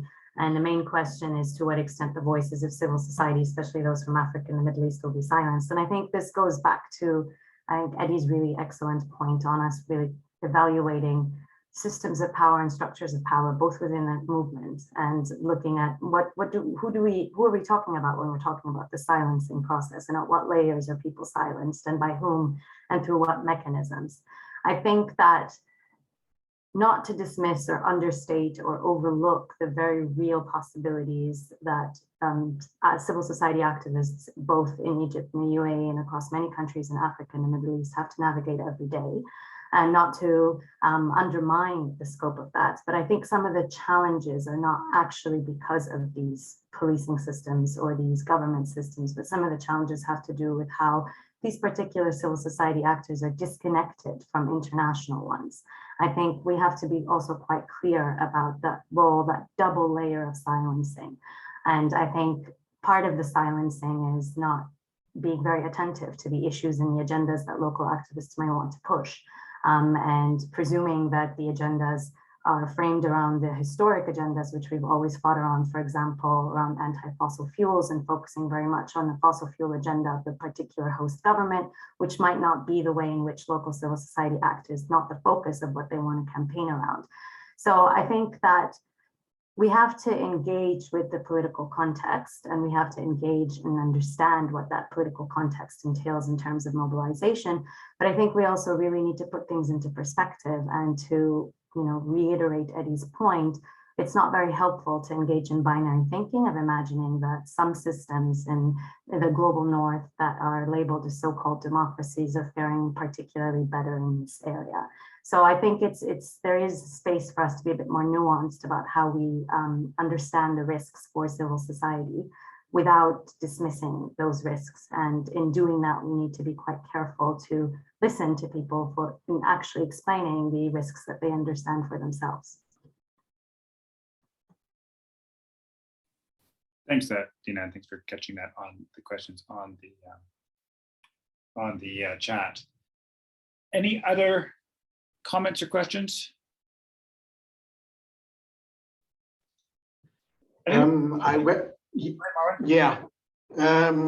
Changing tack because we're coming to the end, and I wanted to take that comment around education and the G7 really serious. It is mentioned in the program 3 times, and really one has with continued business education.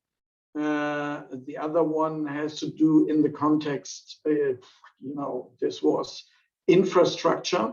And there they give a whole list, and there's as well gender equality and education.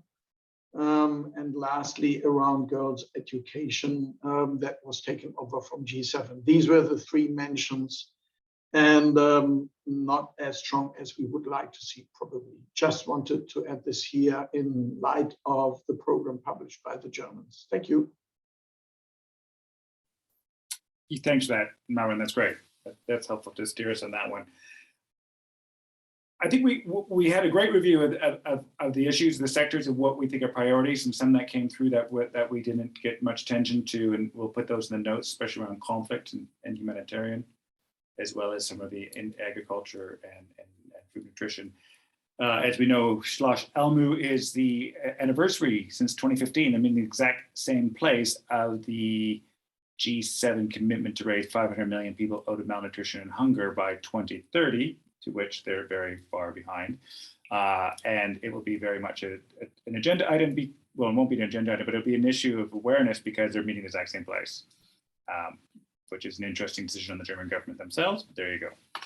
But I also think we took a look at the G7 agenda, G20 and COP. I think it's a really nuanced discussion, fantastic debate, and also looking at how to bring the Southern leadership, African leadership to our debates and to our discussions, not only into the G7 processes, which is key, but also to our processes, which we tend to fail at continuously, and we need to make some efforts on that. And hopefully, as a group going forward, we can help address that.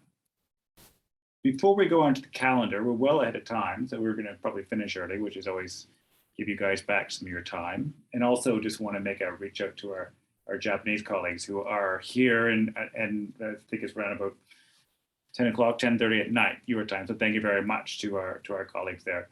Any other things before we move on to the calendar? Actually, Marwin, Nicole asked, Jennifer Morgan has just started with the German, is now the German climate lead. And has she started engaging with the German NGOs on that? Do you want to, can you address that, or any colleagues addressed on Jennifer Morgan, who formerly was with Greenpeace, but now is with the German government? Marwin? Yeah, not that I'm aware of, but then I'm more of a health guy and I might just not have picked it up. So gladly over to some colleagues of mine from Germany who are there. She is, her stepping up to that role was rather hotly discussed in Germany, which I like because that's provocative and it's great.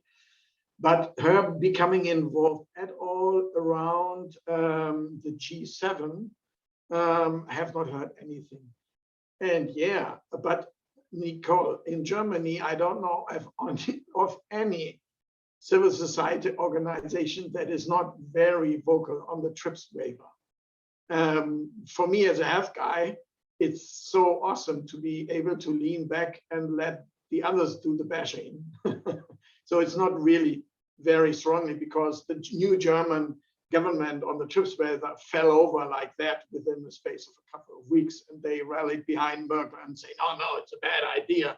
I mean, if you think this is the friggin' minister from the Greens who says, oh, I talk to companies and I think it's a bad idea.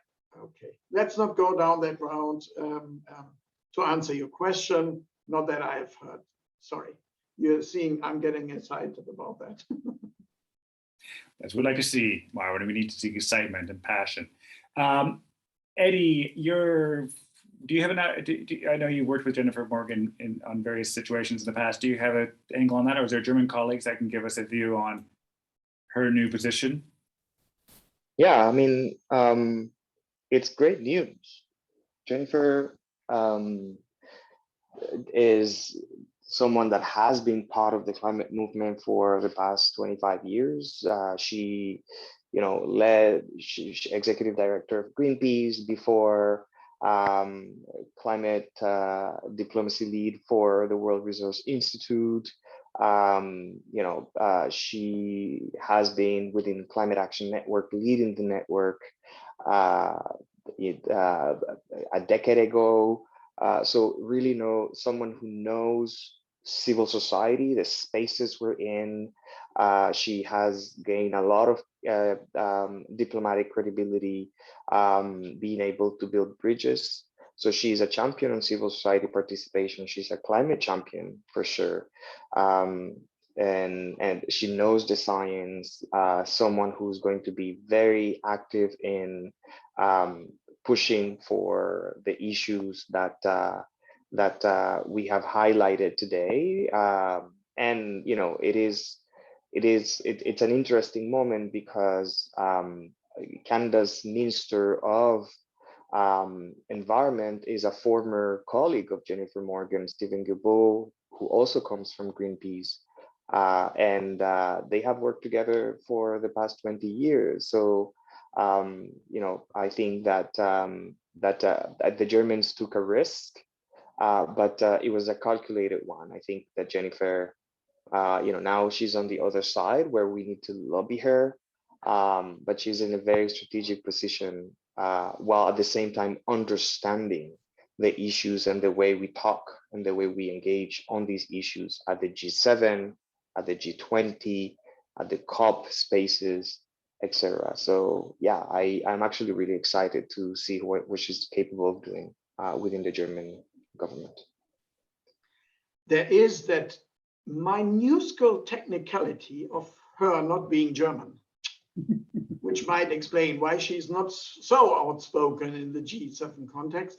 But you know, if you knew the speed with which Germans make Chinese table tennis players into Germans, it could be a matter of 48 hours and she is suddenly singing the German national hymn. I don't know, but just wanting to explain why we might not have happened so much from her at the moment, because she might not be wanting to speak to Biden's climate agenda. Just guessing. Interesting perspective, interesting perspective. Well, great that we have a champion on board in Germany and helping lead that anyways.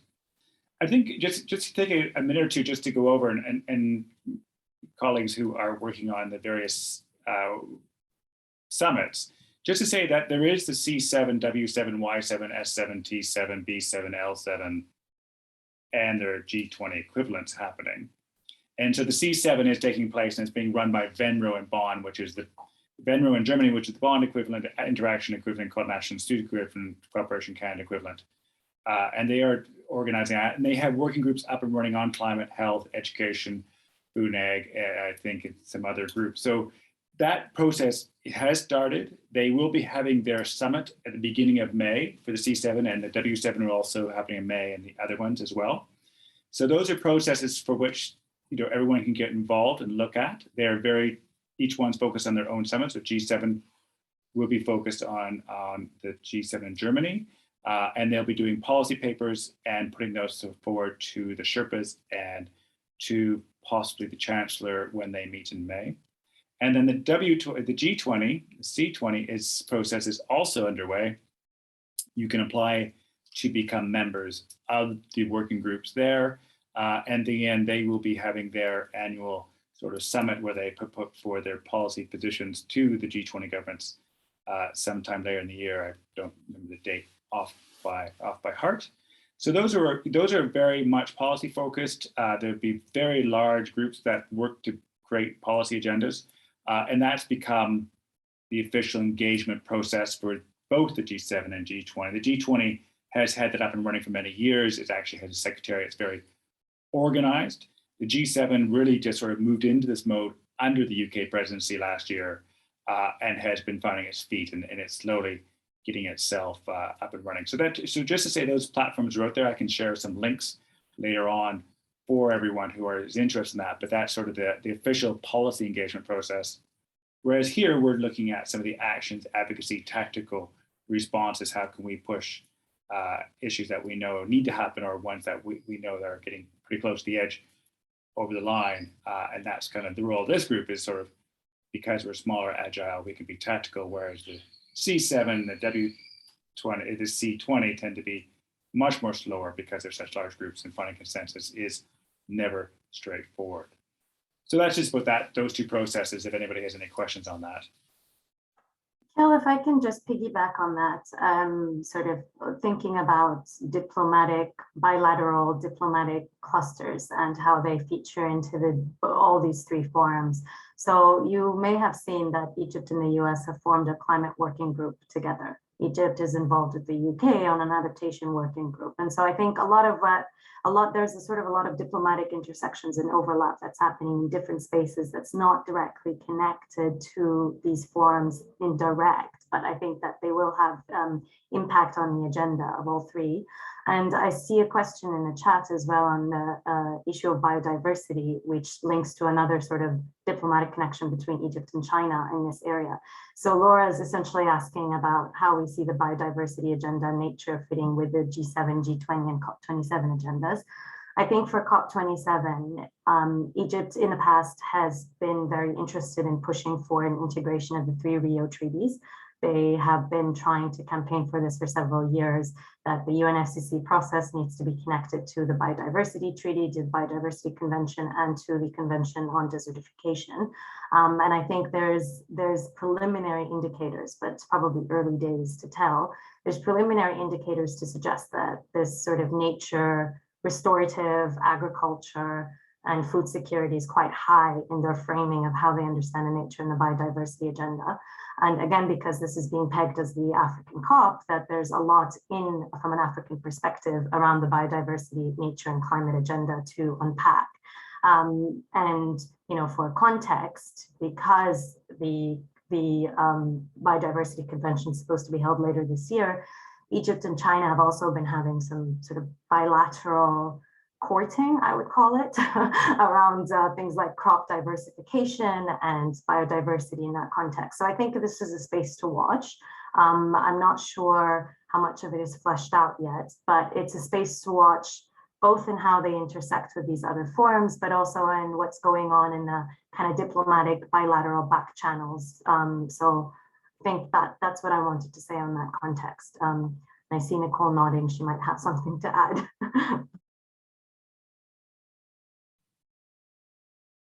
Thanks for that, Dina. And that's useful to hear that those connections. And also, we haven't really focused on the COP15 in China and the biodiversity COP and have you. I mean, it could be an argument to put that into the mix and do some work around that, around some of the convergence issues we'll discuss tomorrow. But we would need some input and some guidance on groups that are working with that, as that's not been traditionally exactly what we're working on. Leila, do you want to come in and make a comment?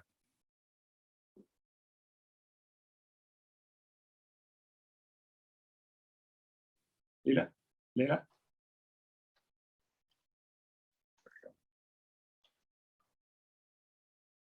You're on mute. Okay, yes, I'm here. It wasn't working, sorry.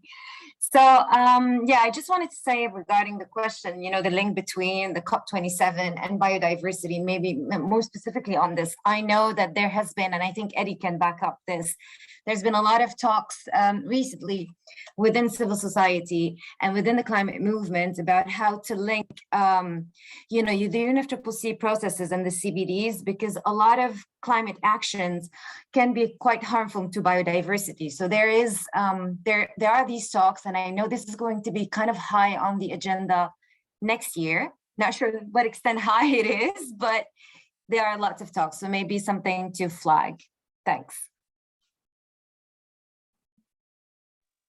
Yeah, maybe just to build on what Leila just said. I'll say 3 things. The first one is under the G7 and the G20, there's always a biodiversity and nature component.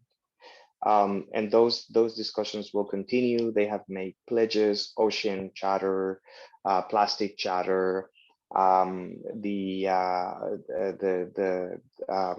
nature pledge, the 30 by 30 pledge that G7 countries made last year. So those elements will continue. Where things will actually pick up more political momentum is the nexus between climate and biodiversity and how it fits into the COP15 and the COP27 agenda, because there has been a decision at the COP, the UNFCCC COP, to ensure that that there is a nexus between both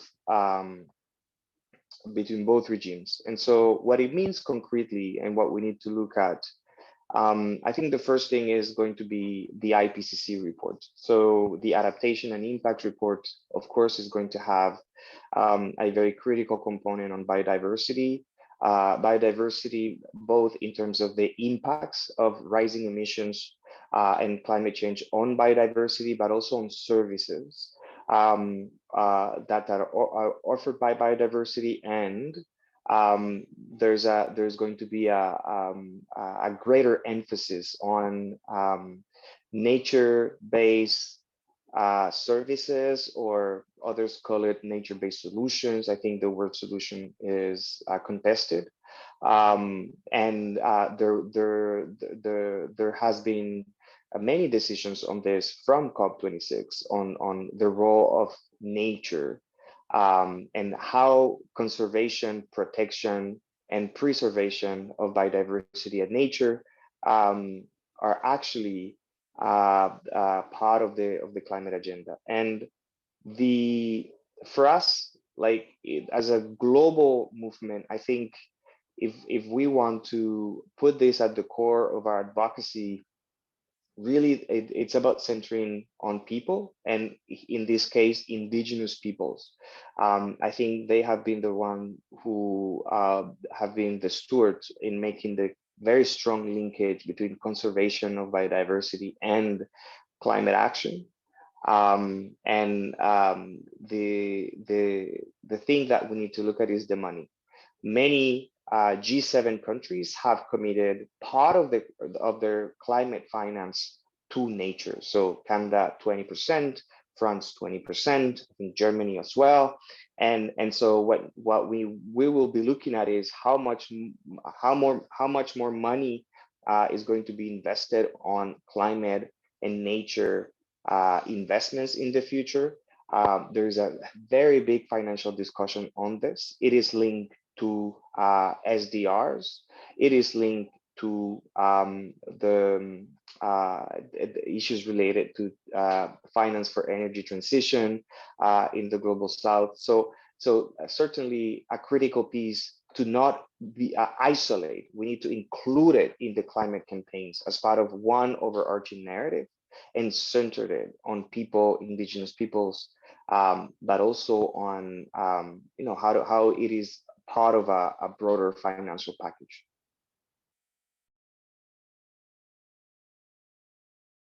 Thanks, Eddie. Great point on the bringing that into finance and investing in indigenous and the communities that are being affected.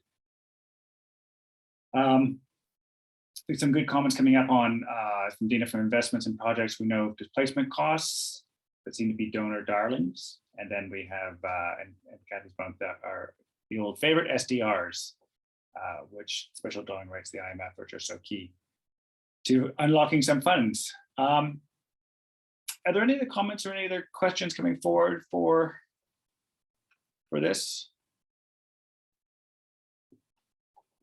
section?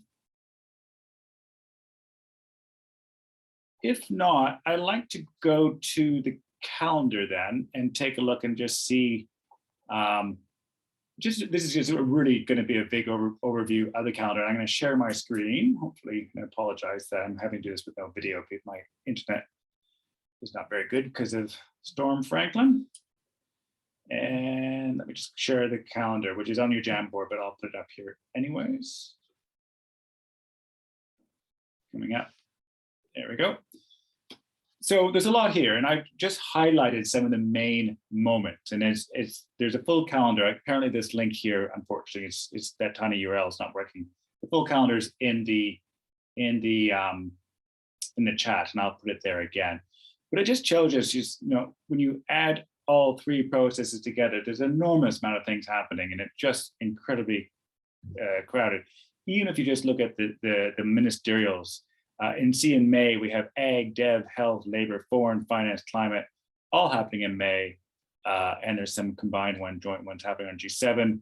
And then come September and October, we have the G20 digital ministerials, energy transitions, climate and energy, Ag, women empowerment, trade, sustainable urban development, gender equality, interior minister. So incredibly busy. But I think we can see that, in terms of us getting together and some of the, if we picked out some of the finance ones, we had the finance ministers meeting in April, we have finance ministers meeting again in May, and then we had the G7 summit, and the finance ministers for the G7 meeting again in July, and then we had the G20s also happening at the same time around the World Bank meetings, and then they'll also have their finance minister meeting. So I think this is just really just an overview.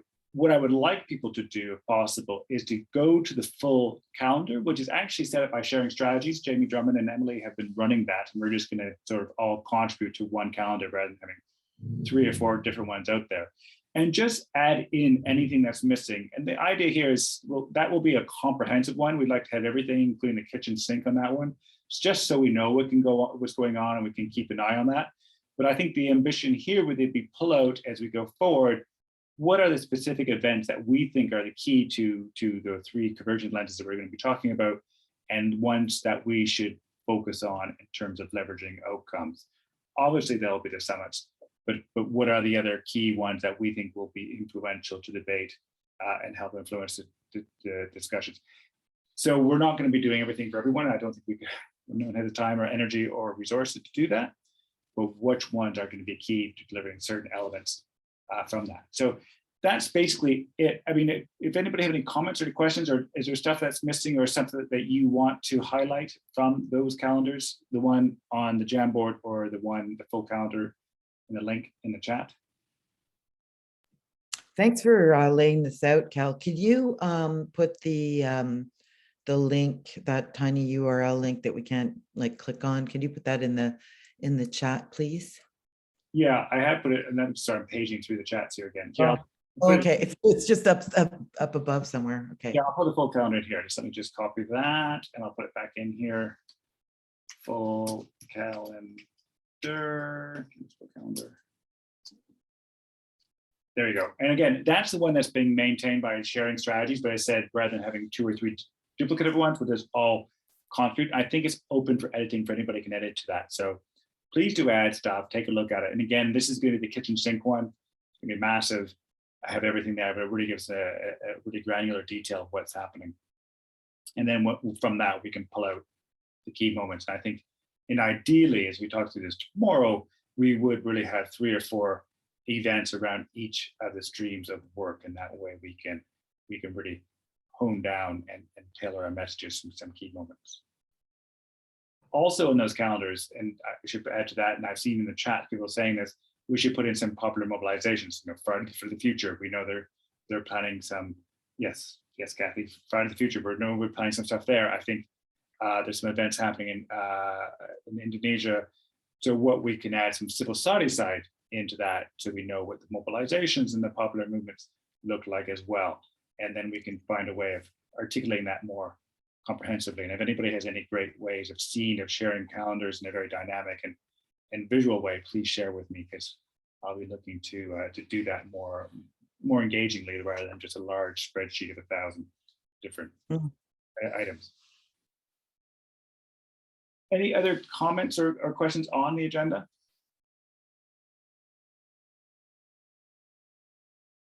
Cool. While I have this up, what I want to do 2 things. One is I want to take a look. I put on the World Advocacy Forum to go here. You go down to the agenda for tomorrow. I put this conversion concept proposal, which we'll be discussing tomorrow, and I will just share with you a quick overview. Sorry, I have to do it this way. It's a bit complicated, but bear with me. Go back to share screens and go back to this one, which is not turning up. That's annoying. Sorry for this, that's not coming through. Why is that not coming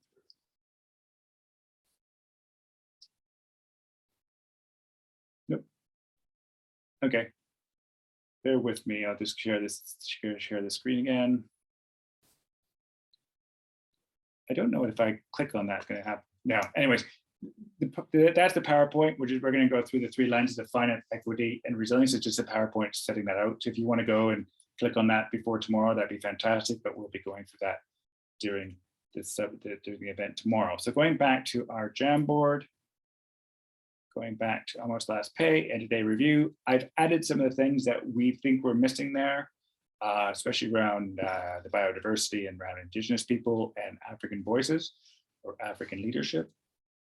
If you have some time after the call, it'd be great if you could add some stuff there. I'll be reviewing that and sort of incorporating that stuff in the next 2 days agenda, so we can make sure we cover everything that needs to be covered and we're not missing a big area of work that people see is key. So that is there for you guys to use. But moving on for day tomorrow, just go over the agenda. We basically are going to have this conversation on the convergent, that PowerPoint, which I said we'll be sharing, we're going through that. That's a key moment. So that's the proposal for 3 lenses for 2020 joint peak work. We're doing some breakout routes around that, so people can then sort of go through those details from finance, equity, and resilience, and add some thoughts and sort of pad them out a bit more, having a report back from each group, and then we'll be basically reviewing that where we're at and sort of where are we going to go to next for day 3, which is around action. Again, the idea is to have a good discussion around the convergent proposal, assess the merits, get an idea of what we think about it, put some context from different perspectives into that, and then come back to it ready for action and campaigns on day 3. Just a note, if people want to share their campaigns, their campaign plans, we're going to have what we call speed campaigning, where you're given 90 seconds to give it a quick overview of what you're planning for 2022. So we can fill that out. If you want to make that contribution, we're going to do that. We'll just give it some fun way of engaging with some of the campaigns. But if you want to do that, send me a note or get ready to do it on the day. We're going to allocate some time for that on day 3 on Wednesday. But for tomorrow, it's about convergence. It's about how do we work on all our many different issues, all the different summits, but really use that leverage of our tactical advocacy around some core calls to action around finance, equity, and resilience, and how can we deliver that in a joint program and a joint way of working throughout 2022. So that's our objective tomorrow, is about convergence and joint action. We're going to be finishing 20 minutes early, but which is fantastic. Is there any questions, any comments? Does anything want to point something out? Anything to share? This is your workshop. It's just as much as anybody. So feel free to contribute in the chat or share on screen with what you want to what do you want to say. So what kind of joint actions and outputs do we think delivering? Well, that depends on what the people feel the appetite is. I mean, in the past, we've done joint petitions, joint campaigns, advertising. We have done joint letters to politicians. We've done high-level stuff and also very popular stuff. So it really depends on what people think would be useful and also what the capacity is to do that. Of course, we'll be doing this. It's all sort of voluntarily, and we'll be looking to get some resources to make things happen. But there's no pot of money as such at the moment to do that with. But we can come with a great idea. I think we can go out and convince funders that maybe it's worthwhile, and we can deliver something around that. So the idea here is thinking that through joint papers, joint letters, popular mobilizations, and perhaps some popular media work around that as well. Anybody have any other sort of comments on that?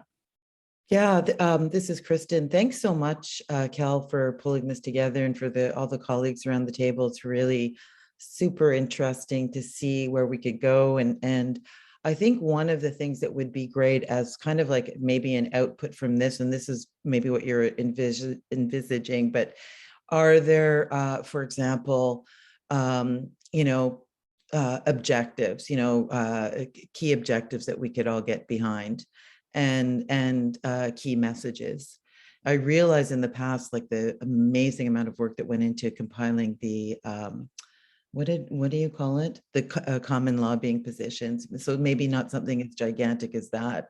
And then those tactics, I think of like where, where there are places where we can work together in terms of, lobbying our governments, whether G7 or G20, involved in COP27, that sort of thing, based on those key messages. And then we can even, organize other possibly,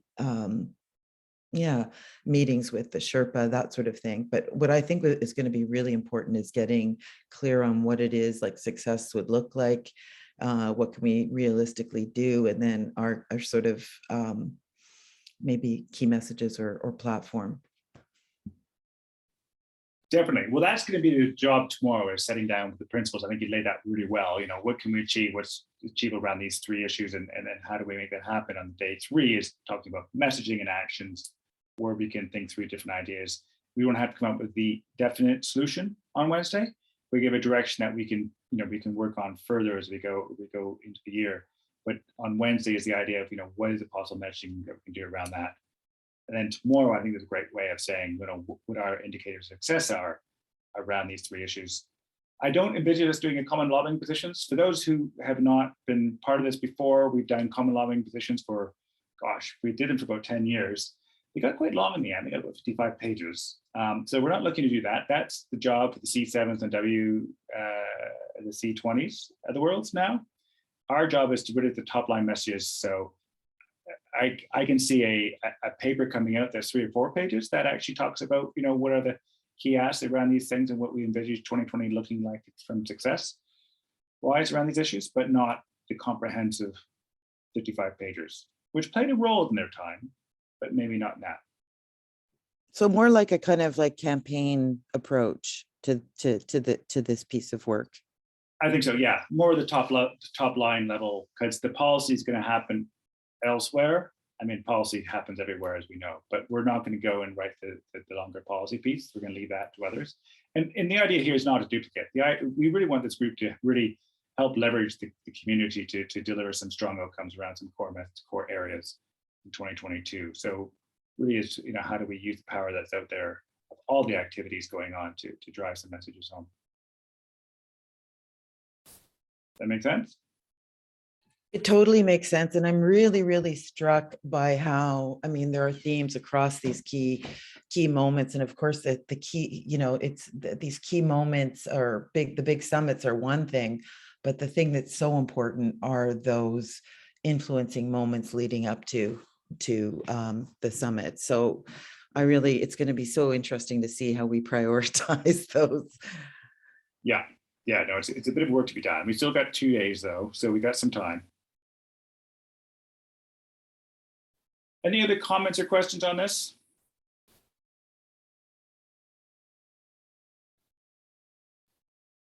I'll share my video for the last bit. I'm going to freeze at some point, but I apologize for having to be off video, but hopefully the storm's gone tomorrow and I can be back to normal.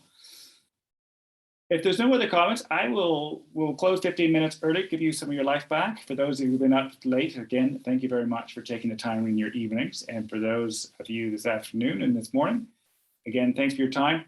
We will meet again, same time. The Zoom details I used today will be the same for the next 2 days, so please just click on those. I do ask you to go to the whatworldassembly.com, the forum site, and look at the conversion PowerPoint before we start. And again, please, I've frozen.